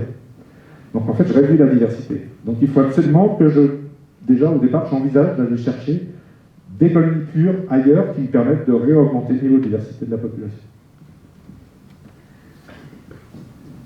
Alors c'est ce qui a été fait en fait dans les études qu'on suivit, hein, et notamment études 2020-2021. Donc là, en fait, on va descendre dans le fond de vallée, on continue à analyser les colonies de la vallée des Belleville, hein, mais on descend en fait sur Bellecombe, Naves, on descend dans le fond de vallée, on recherche, et on trouve quand même en fait au niveau mitochondrial 78%, c'est-à-dire qu'en fait c'est finalement meilleur que ce que c'était au niveau de la vallée des Belleville au départ. Et en particulier, il y a le rucher de Bellecombe qui montre en fait sur un rucher d'une trentaine de colonies un seul type C. Donc en fait, moi quand j'ai un résultat comme ça, je me dis là, je vais trouver des abeilles pures. Ben, c'est là où ça a changé par rapport à il y a 15 ans, ce que je pensais il y a 15 ans. Voilà, donc ça c'est un échantillonnage qui a été fait pour étudier la diversité intra-colonie. On fait toujours un premier screening avec une abeille par colonie, et puis derrière, en fait, sur les colonies qui semblent être pures au niveau mitochondrial, on fait faire des études plus poussées en analysant en fait 24 ouvrières. Donc là, on fait 15 colonies. Alors les travaux sont encore en cours, hein, mais voilà les résultats des 8 premières. Et là, grosse surprise quand même, si on regarde le rucher de Bellecombe, en fait, les abeilles qui étaient M au niveau mitochondrial, en fait, elles sont fortement introgressées, hein, puisque j'ai l'introgression, par exemple, de la H15, l'introgression de la colonie, c'est 47,5%, ce qui correspond à un hybride de première génération. Et ensuite, la reine est introgressée à niveau, en fait, sont aussi importants, voire peut-être parfois plus importants. Et ça, c'est quelque chose, en fait, qu'il n'y avait pas il y a une quinzaine d'années. C'est-à-dire que quand je faisais une analyse mitochondriale, et que je voyais beaucoup d'adèles mitochondriaux qui étaient de type M, généralement, en fait, j'avais une population qui était pure. Maintenant, en fait, ça ne marche même plus. C'est-à-dire qu'on a une déconnexion complète, et en fait, on est en train de vraiment tout mélanger, que ce soit le type mitochondrie, le type nucléaire. Pour l'instant, vous voyez que j'ai aucune des 8 colonies qui étaient échantillonnées qui correspond au standard. Bon, il nous reste encore quelques colonies, en fait, la moitié des colonies en fait, à analyser. J'espère qu'on va en sortir en fait, quand même quelques-unes. Ce qui est assez amusant, enfin, ce qui est assez intéressant, c'est par exemple le rucher de Saint-Eulien. Vous voyez qu'il y a une progression de la colonie qui est juste à la limite, hein, à 21% pour la colonie, 22,7% pour la reine. C'est-à-dire qu'en fait, elle est juste limite pour pouvoir participer en conservatoire. Or, le rocher d'Eulien, en fait, enfin, la zone d'Eulien, de Saint-Eulien, en fait, était constituée d'un mélange de mitochondrial C et M. Et donc, en fait, c'est pas la première région que j'avais été regardée. Voilà. Donc, il reste encore 8 colonies à analyser. Les résultats devraient arriver dans les semaines qui suivent, en espérant que notre séquenceur remarche, parce qu'en fait, on a eu des gros déboires avec l'analyseur. Et puis, évidemment, en fait, la nécessité d'étendre la zone de recherche pour atteindre notre graphe, c'est-à-dire rechercher en fait les abeilles noires, ce qui devient de plus en plus en fait difficile et de plus en plus rare. Voilà. Donc, on va rechercher en fait ces zones suffisamment pures. Et alors, il y a des travaux qui sont faits en parallèle évidemment avec la Haute-Savoie, et je pense que ça pourrait être intéressant parce que là, ça fait sens d'échanger. C'est-à-dire qu'en fait, si vous trouvez 2 zones où vous avez des abeilles noires, on a des abeilles qui sont adaptées en fait aux montagnes. Et donc, en fait, on a probablement un écotype local. Et donc, en fait, ça ferait sens, justement, d'essayer de faire la même chose en Haute-Savoie et d'ensuite d'essayer d'échanger des souches pour pouvoir, en fait, augmenter la diversité génétique des bioconservateurs. Voilà, donc merci de votre attention et surtout, soutenez-nous pour protéger le travail des conservatoires de conservation qui est réalisé, parce que c'est un travail qui est phénoménal. Et là, c'est ouvert aux questions. Voilà. Merci.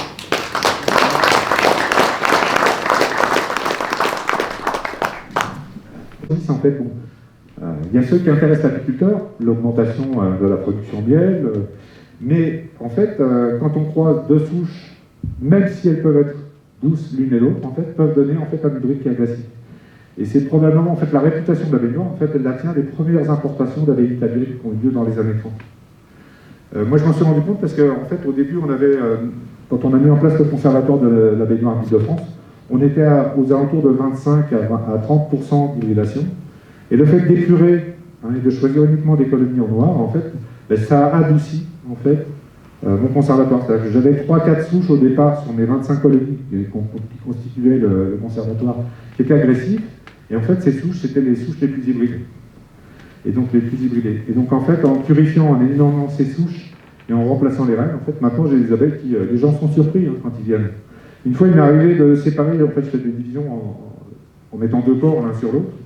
Et puis, j'étais au milieu d'un plateau de gens, j'ai fait une course comme ça, puis en baissant, j'ai bousculé le double corps de ma ruche.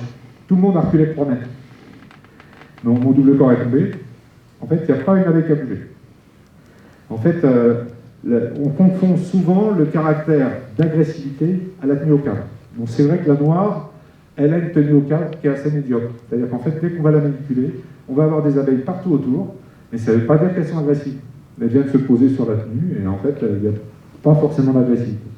Souvent, les colonies agressives, en fait, ce sont des colonies hybrides.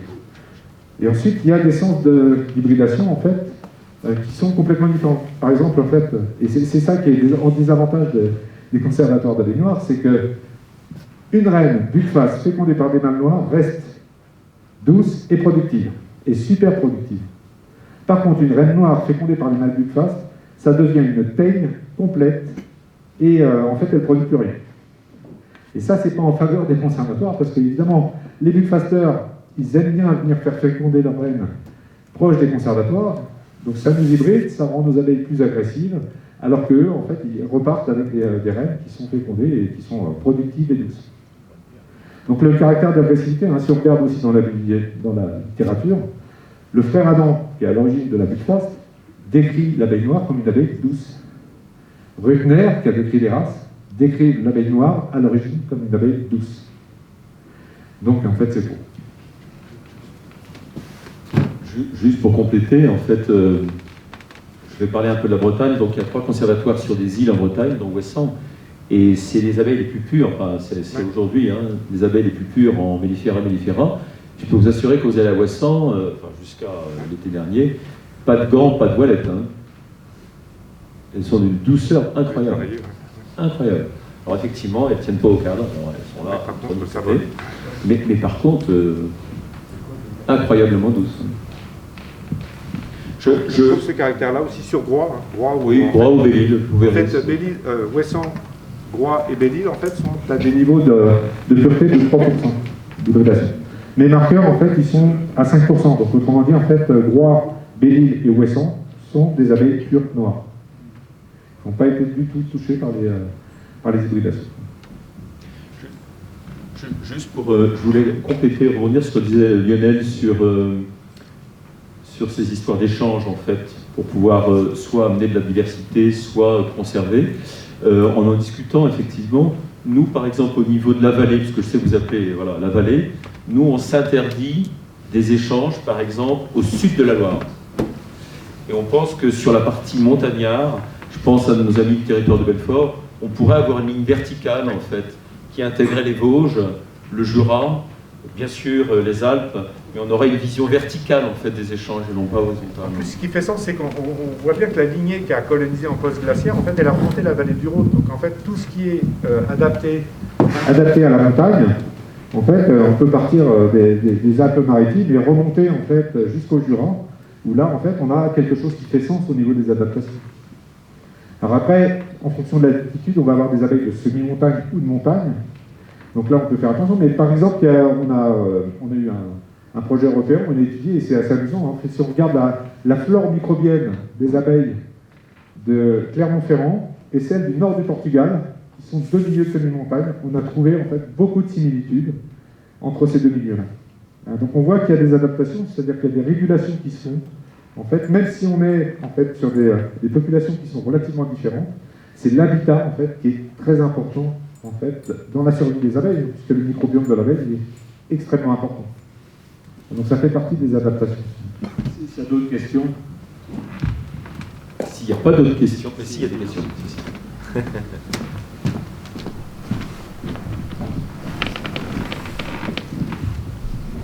Ouais, juste une question, c'est compliqué, nous c'est la transhumance en montagne, c'est bien beau d'avoir nos abeilles noires, beaucoup de petits apiculteurs essayent d'avoir des abeilles noires et d'un seul coup on va arriver 50, 60, 80 ruches qui arrivent dans la vallée de la Sassière, dans la vallée de Val d'Isère, tout ça.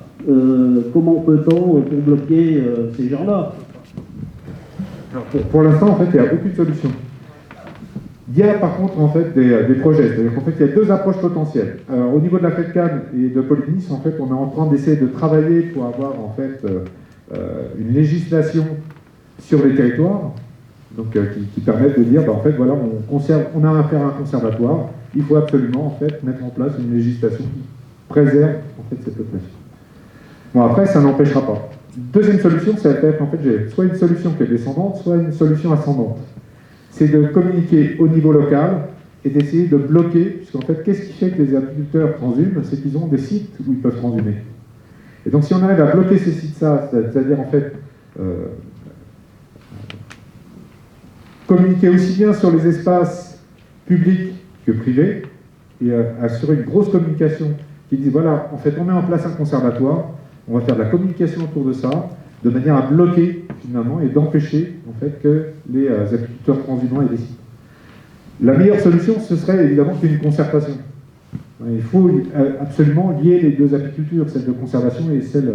On ne peut pas empêcher les apiculteurs professionnels, en fait, de pouvoir travailler et de gagner leur vie. Mais il faudrait qu'il y ait une concertation, c'est-à-dire qu'en fait, on définisse des zones où, effectivement, on va pouvoir conserver et travailler avec l'abeille avec laquelle on veut, et qu'on ne soit pas obligé de travailler. N'importe comment, le résultat, il est perdant pour tout le monde. Parce qu'en fait, l'hybridation, elle touche aussi bien dans un sens que dans l'autre.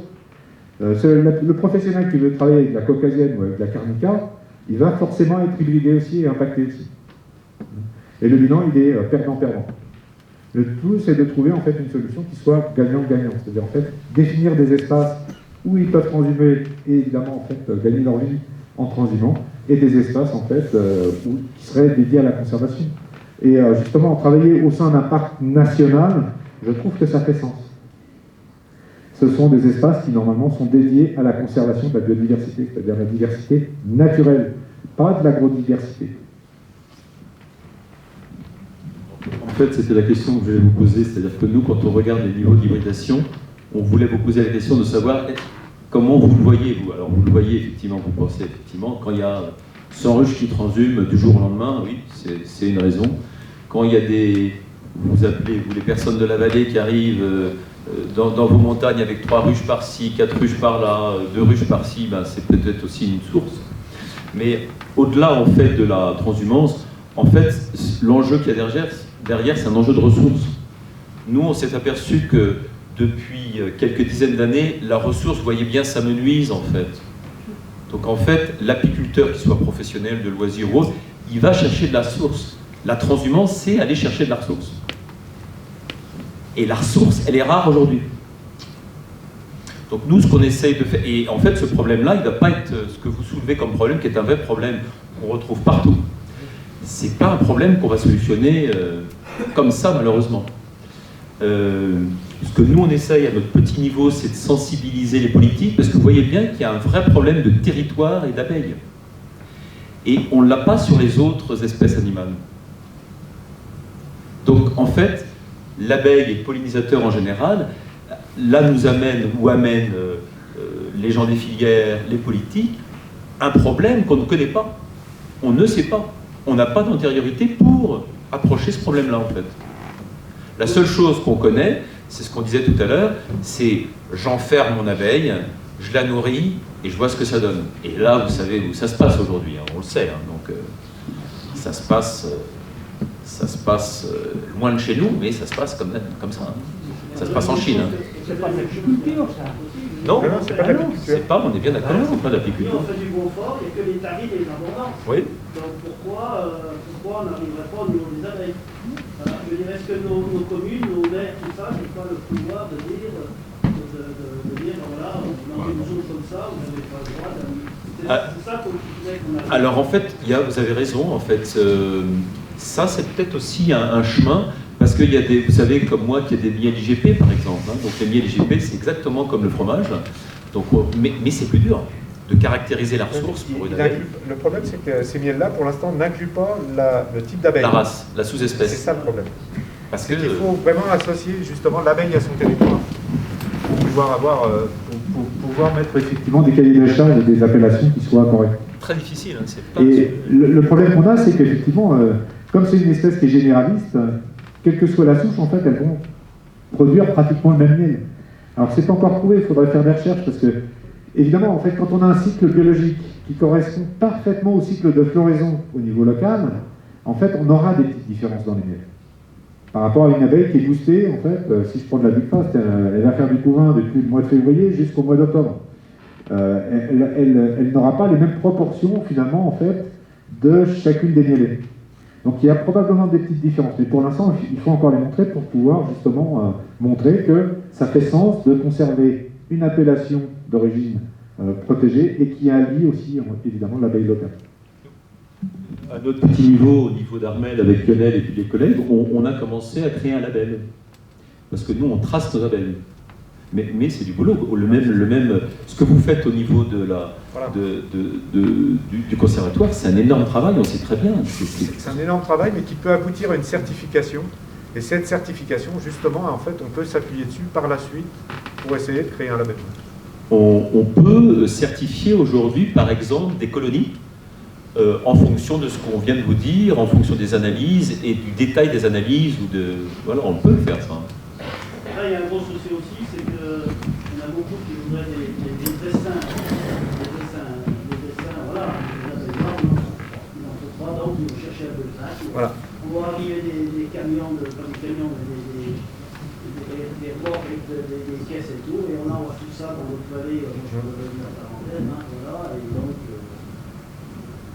le problème aussi, c'est aussi avoir des noirs. On a aussi ce désavantage en fait chez la noire, c'est-à-dire qu'en fait il faut travailler de manière différente. Parce que la noire elle est tardive par rapport évidemment au centre où ils sont produits, hein, puisque qu'est-ce qui s'est passé depuis les grosses pertes qu'il y a eu dans les années 95 qui étaient liées aux pesticides? C'est en fait qu'il y a eu un développement de l'élevage en Italie et en Grèce qui sont des zones qui sont propices à l'élevage, parce que la durée pendant laquelle on peut élever en fait, des rennes est beaucoup plus longue évidemment que dans nos régions. Donc là, déjà, en fait, on est désavantagé, mais on est d'autant plus désavantagé que l'adaptation de l'abeille noire au climat plus froid et plus tempérée, fait qu'elle est plus tardive, ce qui fait que les essaims, en fait, quand on peut en produire, c'est pas avant juin, les essaims à vendre. Alors que les abeilles, les essaims qui arrivent d'Italie ou de Grèce, au mois de février-mars, ils sont là.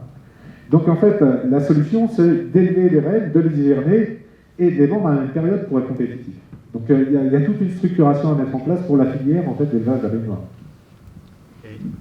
Et même pour compléter, je dirais que l'abeille est victime de son succès, c'est-à-dire les collègues apiculteurs qui viennent avec 3 ruches par-ci, 2 ruches par-là, c'est très très bien. Le problème, c'est que souvent, ils méconnaissent en fait le contexte. En fait. Je pense que ce n'est pas du tout volontaire de leur part, et je pense qu'elle est victime de son succès. Pour compléter, je peux quand même dire que bon, nous, l'association, c'est à savoir, on essaie quand même de fournir des rennes noires localement, justement pour combler ce manque qui existe, quoi. Mais c'est vrai que nous, on ne peut pas produire des rennes avant le mois de juin. Parce que les fécondations, chez nous, n'ont pas lieu avant fin mai, quoi. Voilà. Mais par contre, c'est un des moyens qu'on a trouvé pour diffuser la noire autour, c'est de produire des rennes, pour que les gens puissent changer leurs rennes. Voilà. Tu avais une question ? L'union fait la force. L'union des savoirs fera la force, hein, à terme. C'est un petit message qu'on fait passer, mais Lionel l'a déjà dit.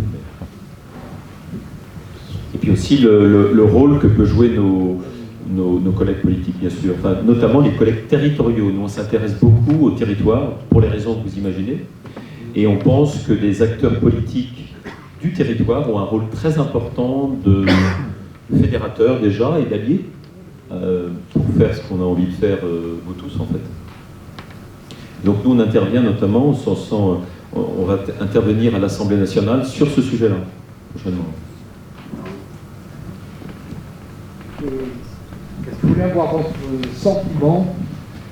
Un des dirigeants d'un des principaux syndicats d'apiculteurs, l'UNAF, a préconisé que pour sauvegarder l'abeille noire, il fallait faire des inséminations. Des inséminations qui vont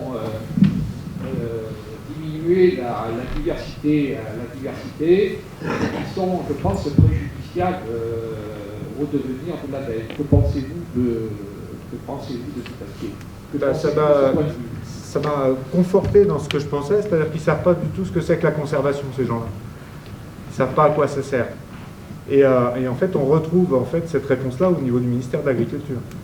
À chaque fois qu'il y a une demande faite par un des conservateurs de la FEDCAM pour essayer justement de trouver une solution pour protéger en fait, ce conservatoire, on leur pose une question qui est celle de la conservation, ils répondent en termes de sélection. Donc ils n'ont toujours pas compris ce que c'était. En fait, moi je vais répondre différemment. Je vais continuer parce que... en fait, c'est la meilleure solution au niveau politique pour les syndicats de pouvoir dire on peut continuer à faire ce qu'on veut. On peut avoir accès à tous les territoires. Vous n'avez pas le droit de nous en empêcher. Et en fait, c'est une bonne solution en disant puisque vous avez l'insémination artificielle, utilisez-la. L'insémination artificielle, elle a été développée d'abord pour quoi? Pas pour conserver. C'est la dernière méthode de conservation. Et c'est pour ça que j'ai accepté en fait, de fournir des souches d'abeilles noires à mon collègue américain. Je me suis dit, si on n'arrive pas à sauver, à mettre en place des conservatoires in situ et à sauver l'abeille noire, il nous restera peut-être la solution d'aller rechercher en fait, dans le matériel qui sera cryogénisé. Mais c'est la dernière solution. Il faut le faire pendant qu'on en a encore. Donc c'est pour ça que j'ai accepté de le faire. Mais sinon, en fait, l'insémination elle a été développée d'abord pour conserver des performances chez les espèces. C'est-à-dire pour faire des croisements orientés pour pouvoir en fait augmenter la production, pas pour faire de la conservation. C'est utilisé en ultime cours dans les populations de petits effectifs pour maintenir la diversité avec des protocoles qui sont extrêmement coûteux. Alors que finalement protéger une zone où on a en fait des acteurs qui veulent protéger cette zone, en fait, ça ne coûte rien finalement. C'est juste de la passion. Vous êtes tous des passionnés parce que vous voulez conserver votre abeille noire.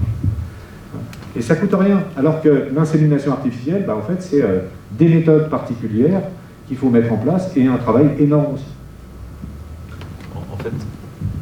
Dans nos zones de montagne, il faudrait déjà préserver la floraison. En 50 ans, plus de la moitié des prairies ont disparu. Moi, j'ai des abeilles depuis les années 50 dans la vallée. On avait de l'abeille noire au départ. Elle arrivait à vivre parce qu'elle était pillarde. Celle qui pillait l'autre arrivait à survivre parce qu'elle tenait plus longtemps.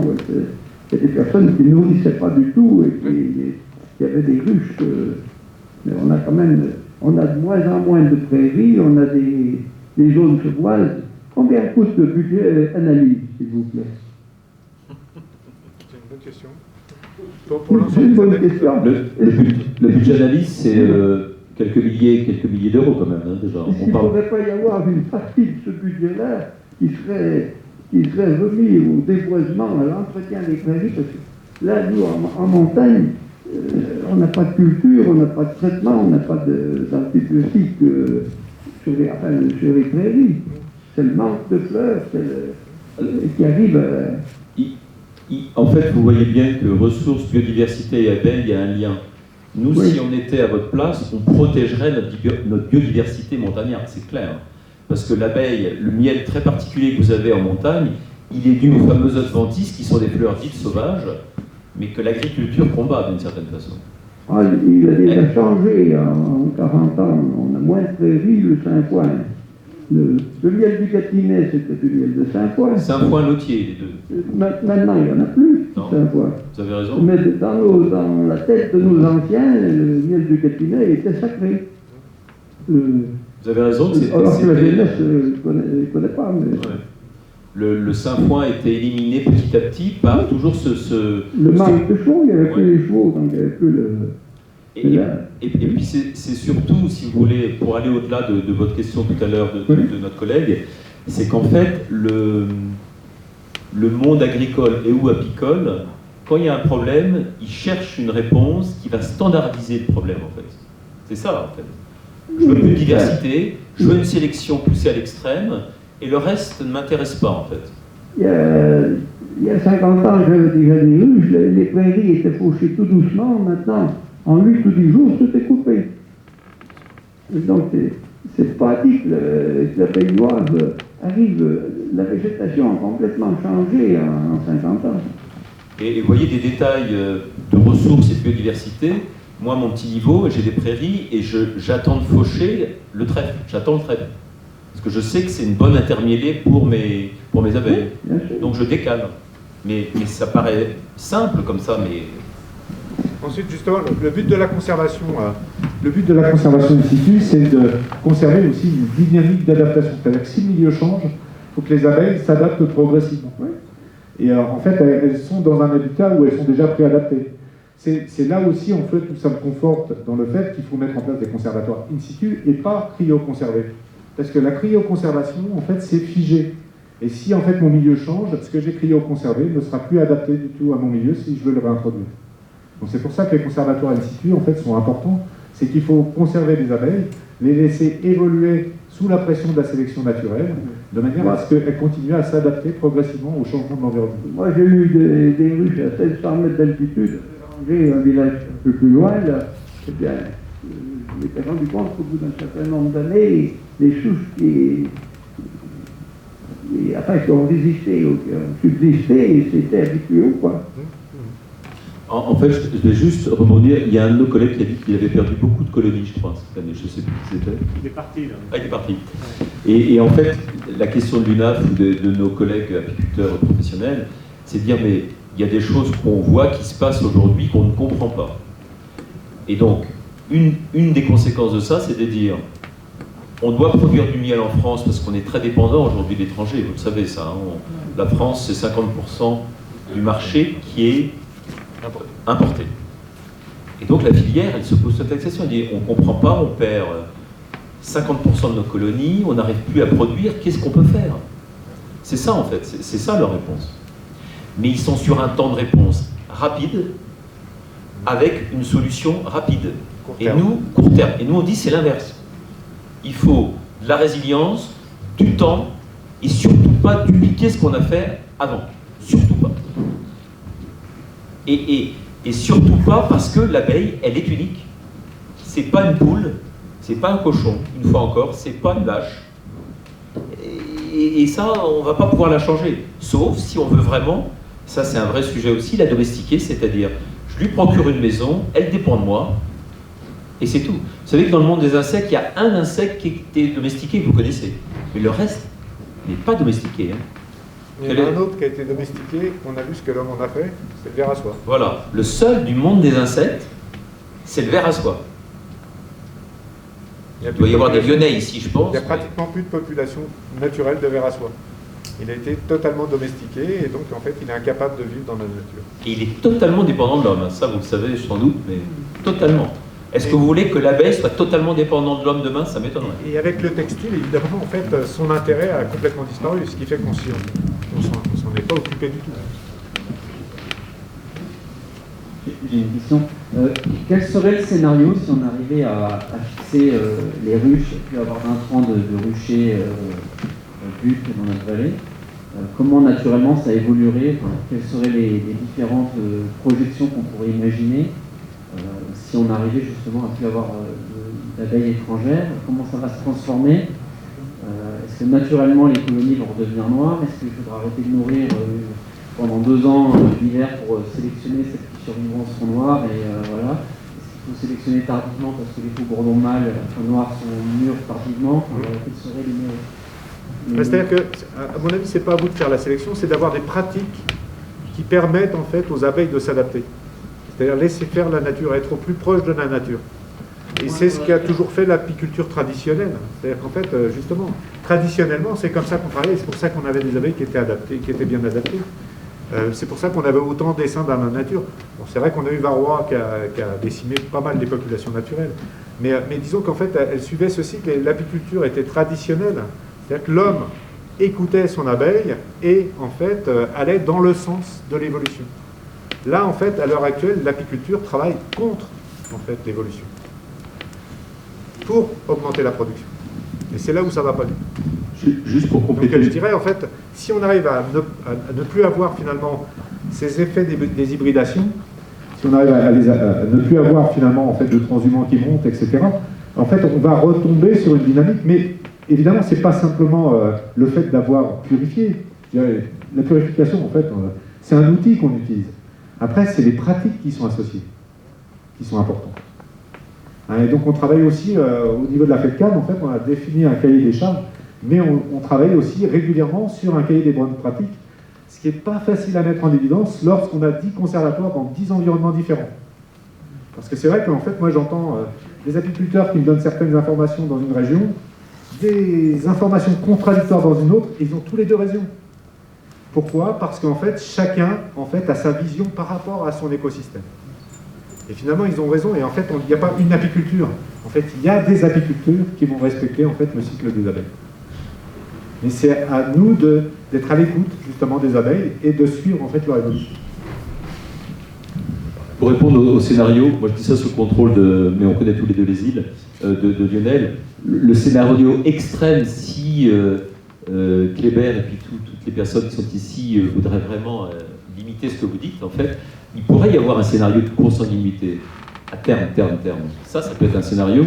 Et nous on dit il faut garder une diversité dans la pureté, en fait.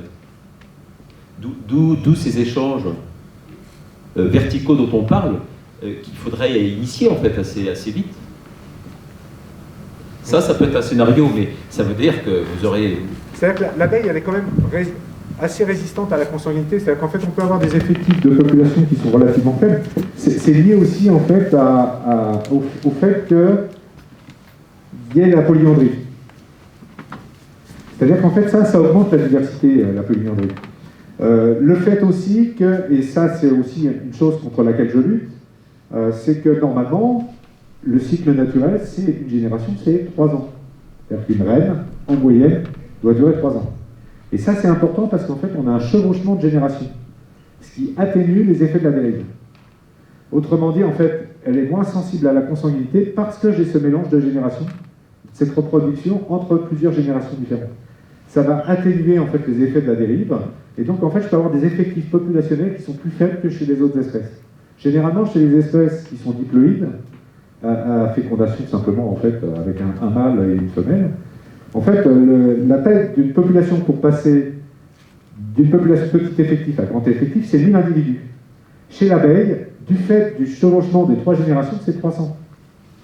C'est-à-dire qu'en fait, on peut avoir 300 colonies, et 300 colonies, en fait, quand on voit la diversité à l'intérieur de chaque colonie, ça lui permet de résister, en fait, à ce problème de consanguinité qu'on aurait chez d'autres espèces. Et c'est pour ça qu'il ne faut pas non plus augmenter trop le nombre de colonies dans une population, parce qu'effectivement, ça a un effet délétère sur les autres espèces d'abeilles sauvages, alors que finalement, en fait, l'effectif, en fait, il peut être relativement plus faible que chez d'autres espèces. Donc tout ça, en fait, c'est des modèles qu'on connaît, et c'est pour ça qu'on arrive à gérer, en fait, la conservation sur les îles, c'est qu'on les suit aussi, et puis quand on se dit, bah, ça commence à être un peu bas, on risque d'avoir en fait un accident, dans ce cas-là, effectivement, on va intervenir. Mais il ne faut pas en avoir peur tout de suite de la consanguinité. Les effets, en fait, n'ont pas lieu forcément tout de suite. Et puis, comme vous le savez, l'abeille, elle a un avantage, c'est qu'elle a un cycle très rapide, donc on peut l'impacter dans un sens ou dans un autre. Donc c'est un avantage et un inconvénient. Oui. L'inconvénient, c'est que quand on impacte de manière négative, c'est rapide aussi. Oui, c'est ça. Mais je pense que oui, je pense que si l'homme décide d'agir dans le bon sens, il peut avoir un réel impact. Oui. Ça, c'est sûr. Assez rapidement. Et c'est aussi bien 300 apiculteurs contre 3 ruches que 2 conservatoires qui en ont 500. Hein. C'est des échelles... C'est même plus stable d'avoir 50 apiculteurs contre 3 ruches. Hein. Mais, quand vous imaginez, quand vous parlez à des gens qui sont des spécialistes de la filière, ils vous prennent pour des gens complètement hallucinés. Hein. Parce que eux, l'idée c'est, je standardise et je suis gros.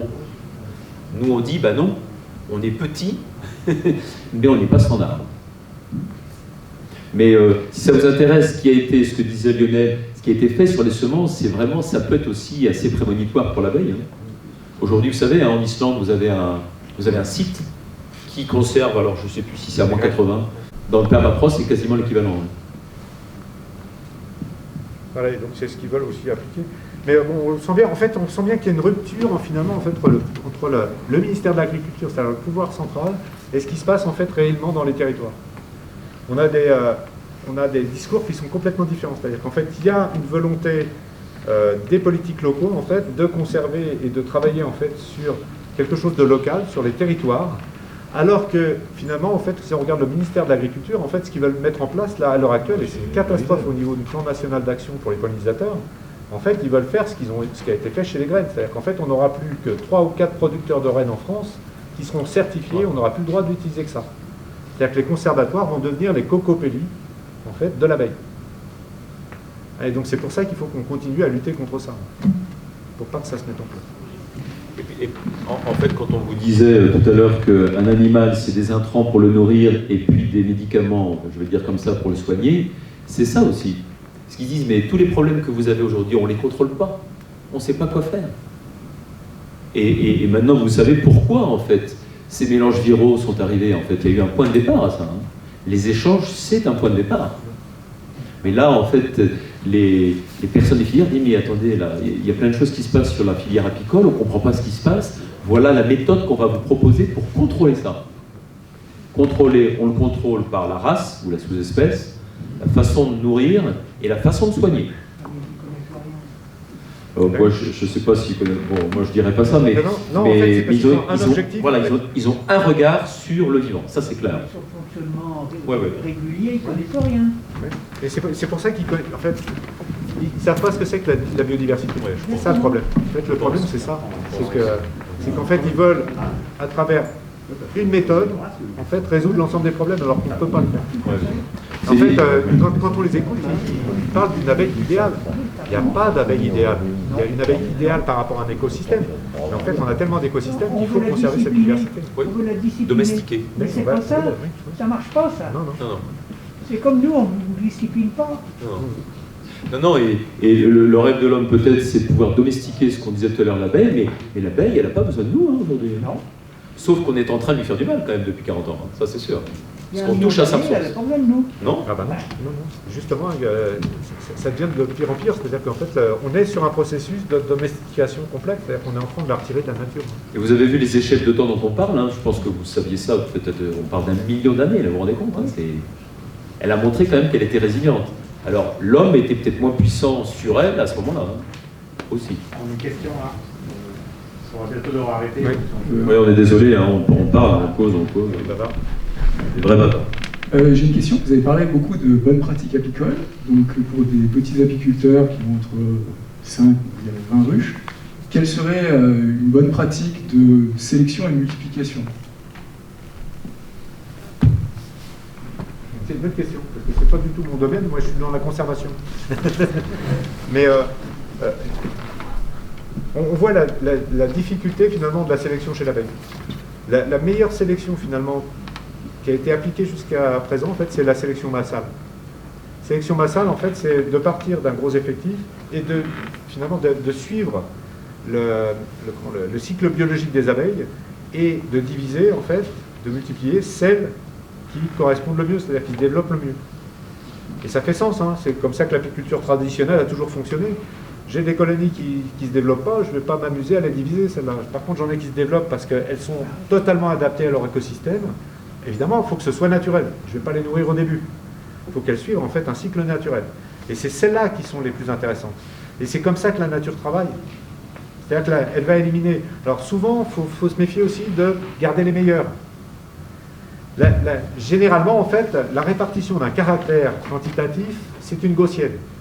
Et on a une sélection qu'on qualifie de stabilisatrice. C'est-à-dire qu'en fait, ça se stabilise sur la moyenne, pas sur les plus gros.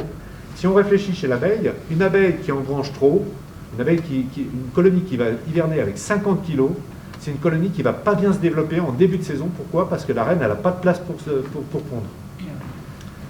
Si elle ne produit pas assez, elle ne passe pas l'hiver. Donc, autrement dit, en fait, j'ai mes deux barrières et je sélectionne sur la moyenne. C'est-à-dire qu'en fait, il faut qu'elles aient de la place pour rentrer du pollen, du nectar et que la reine elle ponde. Donc en fait, ce n'est pas forcément les meilleurs, puisque les meilleurs qu'on va considérer comme meilleurs en termes de production, c'est celles évidemment qui vont engranger le plus de miel. La colonie, en fait, et c'est ça qui est intéressant, c'est que l'ANERCEA, en fait, en 1992, m'a demandé de faire quelque chose, de réfléchir sur comment est-ce qu'on pourrait sélectionner l'abeille. Vous savez sur quel protocole je suis arrivé? Celui du frère Adam. C'est le seul qui avait tout compris. Malheureusement, en fait, il y a une dérive, parce que le frère Adam, quand vous regardez ses écrits, au départ, en fait, il va rechercher de la rusticité. C'est-à-dire qu'il va venir en France chercher des abeilles noires pour reconstituer sa souche anglaise. Mais malheureusement, en fait, en sélectionnant des abeilles de plus en plus performantes, en fait, il va la déconnecter, évidemment, de l'écosystème. C'est ce qui va amener, en fait, à avoir des abeilles, en fait, qu'on est obligé de nourrir. C'est-à-dire qu'en fait, il a lâché sur certains caractères, ceux de la rusticité, pour essayer de développer. Mais par contre, il avait totalement compris, en fait, la biologie de l'abeille. Donc, juste pour répondre de façon différente et beaucoup plus terre à terre, dans les faits, aujourd'hui, sur les territoires, nous, ce qu'on constate, c'est qu'il y a, ce que dit Lionel, effectivement, des apiculteurs éclairés qui vont reproduire quelques souches qui correspondent, en fait, souvent à leurs critères, mais avant tout qui sont adaptés, moi, je pense. Souvent, c'est comme ça qu'ils font. Et puis ensuite, ils échangent leurs souches entre eux. Donc, ils ont des souches qui leur conviennent, adaptées, et ils essayent d'avoir une diversité des souches entre eux, et donc ils ont souvent, ils font des divisions entre eux, où ils s'échangent des reines ou des cellules royales, en fait. C'est comme ça que ça se passe. Donc, vous, si vous voulez le faire de votre côté, vous associez à Kléber ou à des gens proches de vous, puis vous dites, tiens, est-ce que tu as une souche qui fonctionne bien, et toi, tu en as une, et puis c'est comme ça que ça se passe. Hein. Je ne sais pas si... Ça peut être une forme de réponse, mais il ne faut pas rester dans la... Je pense dans la certitude et dans... Voilà, il faut vraiment faire ça comme ça. Alors Lionel, là j'ai une question un peu technique. Pour revenir, lorsque tu as présenté les haplotypes, tu mentionnes un chiffre, M8, M4, M17, M51 qu'il faut éliminer parce que ça ne correspond pas à notre... Quels sont les haplotypes qui correspondent à notre territoire? Alors, par exemple, parce que tu as dit 51, ça n'a rien à faire chez nous, on la donne. Parce qu'en fait, on est dans le cadre d'une variation intraspécifique, c'est-à-dire qu'en fait, ce n'est pas du discret, c'est-à-dire que je n'ai pas un haplotype spécifique de telle région, c'est des fréquences. C'est-à-dire que le M8, il est présent, mais à une fréquence de 5-6%. Je vais le retrouver à 50% en Catalogne. Donc c'est une question d'équilibre des fréquences. Hein. Et c'est pour ça qu'en fait, il ne faut pas se focaliser. En particulier, par exemple, sur Groix, ils ont un haplotype qui est vraiment, qu'on n'a trouvé que à Groix. Alors ils ont, mais cet haplotype, il a une fréquence de 4%. C'est un haplotype rare qui me permet de typifier l'île de Groix. Et de savoir, si je retrouve cet haplotype-là ailleurs, je sais que en fait, il était importé de voir. Et par contre, ils se sont focalisés pendant un moment, et je leur ai dit, vous ne focalisez pas, parce qu'en fait, la tendance qu'on a, une fois qu'on a ça, c'est de multiplier uniquement en fait, cet haplotype-là, et de l'avoir, en fait, non, la diversité naturelle, en fait, elle a mis en équilibre tant de pourcentage de tel haplotype, tant de pourcentage, et c'est ça qu'il faut conserver aussi. Et c'est ça qu'on va retrouver aussi avec les marqueurs microsatellites, c'est un équilibre, c'est-à-dire que la conservation, c'est essayer de conserver, mais également, en fait, il ne faut pas être strict. Comme je vous le disais, en fait, bon, moi, c'est des marqueurs neutres, donc ils ne sont pas soumis à sélection. Mais si l'abeille, elle continue à évoluer, en fait, ces fréquences vont naturellement évoluer. Et c'est là où c'est les pratiques, en fait, qui font qu'on laisse la population évoluer. Et on ne la contraint pas, en fait, en fonction de notre volonté. C'est comme ça qu'elle a évolué pendant 1 million d'années. Et c'est pour ça qu'il faut être à l'écoute et pas forcément être un acteur dur, en fait, en termes de la gestion en fait, des colonies. Ok. Et c'est quoi la subtilité entre une M8 et une M8 prime? Alors là, par contre, je suis sur une hypothèse actuelle. C'est que, en fait, entre le M8 et le M8, c'est le même profil, sauf que, en fait, j'ai une variation de longueur. Je ne sais pas si vous avez vu, en fait, on a 2 colonnes quand on donne les résultats. La première, en fait, c'est PQ, P2Q, P3Q. Et puis la deuxième, c'est le bureau d'haplotype. Or, en fait, quand je fais une analyse et que je fais une corrélation entre la taille moyenne de la molécule et la température moyenne où vivent les populations, les types PQ, en fait, j'en ai 100% à l'équateur. Plus je remonte vers le nord ou que je descends vers le sud, vers les régions les plus froides, la taille de moyenne de la molécule augmente. Et donc, en fait, en montagne, je serais plutôt, en fait, et d'ailleurs, j'ai vu que aux encombres, en fait, il y a du M4', et puis il y a un autre P3Q, en fait. Tu as écouté ce que je t'avais dit, en fait, il faut tester. Parce qu'en fait, voilà, la mitochondrie, elle est là pour, en fait, c'est la centrale d'énergie de la cellule. Or, en fait, c'est la chaîne respiratoire. C'est-à-dire qu'en fait, si j'augmente la production de mes protéines de la chaîne respiratoire, je peux augmenter le métabolisme. Vous voyez tout de suite ce que ça veut dire. Mes séquences Q sont probablement des origines de réplication et de transcription de la molécule. Plus j'en ai, plus j'ai une population qui peut être adaptée, en fait, à une température froide, une température altitudinale. Et donc, en fait, j'aurais une tendance à dire, ce serait mieux d'avoir un peu plus. Et d'ailleurs, quand je compare la taille moyenne de la molécule en 1999, elle était plus grande qu'actuellement. C'est-à-dire qu'en fait, on a perdu en fait en taille. Et c'est peut-être ça en fait qui a contribué aussi à avoir une baisse de l'adaptation des abeilles au milieu montagnard. Donc essayer peut-être, alors ça c'est une tentative, hein, c'est une hypothèse que je fais parce qu'il faudrait que je fasse tout un tas de manips derrière pour voir si effectivement ça augmente le métabolisme. Mais tout va dans le même sens, c'est-à-dire que j'ai remarqué que mes types P3Q, ils hivernent sur moins de cadres que mes types P2Q. Quand j'en ai en fait dans mon... Pourquoi? Parce qu'individuellement, chaque abeille va consommer beaucoup plus. Donc on se dit, ah bah non, elle n'est pas adaptée puisqu'elle consomme plus. Sauf que, en fait, c'est une espèce sociale. Elles consomment plus, mais comme elles sont moins nombreuses, à la fin, en fait, elles ont consommé moins pour la colonie. Et donc, en fait, ça se récupère sur la socialité. Et donc, en fait, c'est peut-être en fait une adaptation au milieu froid. Donc c'est pour ça, si vous avez des types P3Q, ça vaut peut-être le coup de les multiplier pour voir en fait si effectivement elles tiennent mieux en fait au froid que les autres.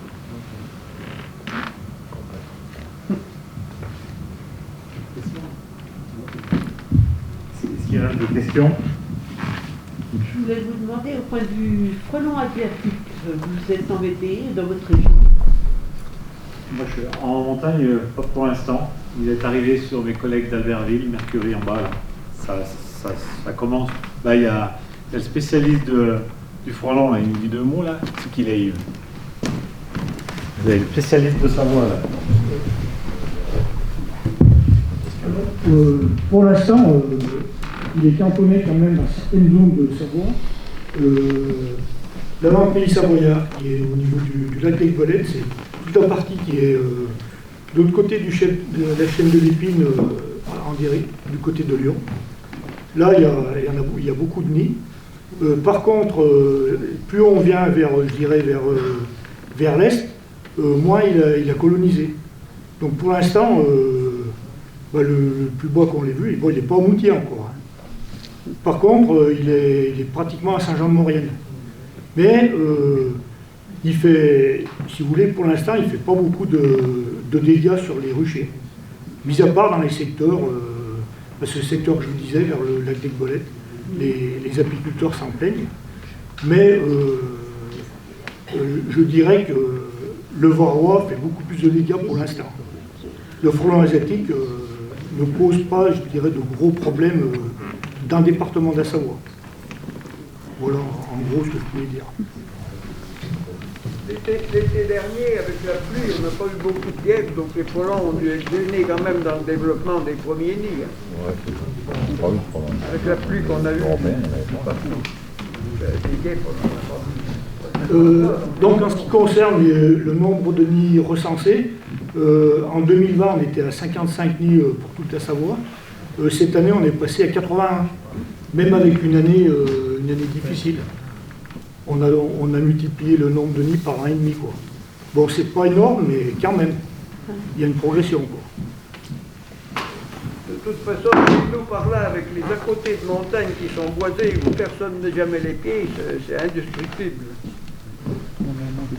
Partez de Chambéry jusqu'à Bourg-Saint-Maurice, les côtés sont vraiment boisés, on n'y va pas s'il y a des nids là-dedans. Les chasseurs les tirent à l'automne, ça les abuse. Oui, mais le frelon asiatique, il se cantonne beaucoup aux zones périurbaines. Donc je ne suis pas sûr qu'on le trouve dans les zones plus ou moins désertiques au niveau de l'urbanisation. Donc il lui faut des flottes, la flotte on en a. Ah bah non, Je capture avec des pièges en fait énormément de frelons. Par contre, quand je monte sur la colline, en fait, j'ai pratiquement que de l'européen cravreau. Je vois passer de temps en temps 1 ou 2 frelons asiatiques. C'est-à-dire qu'en fait, c'est le fond de vallée qui est particulièrement touché. Et là, effectivement, on a des colonies qui sont dessinées en fond de vallée. Mais par contre, sur les collines, en fait, en milieu forestier, j'ai pas eu de problème depuis qu'il est arrivé en Île-de-France. A priori, oui, ça fait plutôt comme ça. Ouais. Donc le nid le plus haut qu'on ait trouvé en Savoie, c'était en 2020, c'était quand même 1100 mètres. Ce qu'il faudrait peut-être faire, moi j'ai eu l'occasion de discuter avec des apiculteurs, c'est de cacher devant les ruches. J'ai un rucher qui est dans la rouée du Japon. Quand on ne la coupe pas tout de suite, eh bien, ça monte plus haut que les ruches. J'ai jamais eu de frelons jusqu'à présent, mais j'ai eu des abeilles qui rentraient pas à la plombe au milieu des feuilles. De la végétation. Ouais. À ce moment-là, le frelon ne gênerait pas l'entrée de la ruche. Ouais. Mais les abeilles rentrent quand même. Il n'y a pas d'analyse génétique qui est faite sur la asiatique pour savoir s'il y a un ADN méthycondrial ou plusieurs. Bah, en fait, il y a eu, c'est sûr, un bottleneck, hein, parce qu'en fait, la diversité est assez réduite. Il y a eu des analyses génétiques au départ, ouais. Donc, il y a eu très peu, finalement, en fait. C'est le paradoxe des espèces invasives, en fait. On se dit, c'est pas un problème, en fait. Ils ont une faible diversité, ils vont finir par disparaître. Problème de consanguinité, on voit que c'est pas toujours évident, en fait. C'est le paradoxe des espèces invasives, en fait. Souvent, c'est un effet de fondation, il y a une très faible diversité. Mais en fait, justement, ce qui fonctionne en fait, finalement, on a le résultat de ce qui fonctionne uniquement, c'est-à-dire en fait ce qui s'est adapté. C'est des préadaptations qui existent et qui permettent en fait la dispersion. Ça se trouve, il y a eu une dizaine de tentatives échecs avant, évidemment, qui n'étaient pas préadaptées. En fait, c'est le principe de la colonisation en fait, d'une espèce, d'une nouvelle ère de répartition. Et le frelon asiatique, c'est une fécondation multiple comme chez l'abeille. Donc il avait déjà une grande diversité. Je ne me rappelle plus du tout, parce qu'en plus, c'est une bonne question. Marie-Angela qui a fait les études au labo et je ne me rappelle plus du tout des résultats. Là, je ne peux pas vous répondre. Sur le frelon asiatique, j'avoue que je cale. C'était une collègue du labo qui a travaillé dessus et j'avoue que je n'ai pas le souvenir en fait, de ce qui était ressorti au niveau des fécondations multiples. Ok. S'il n'y a plus de questions ou des questions? Non. Je remercie tout le monde. Je remercie bien Lionel et Yvan là, pour la présentation. Merci à tous d'être venus.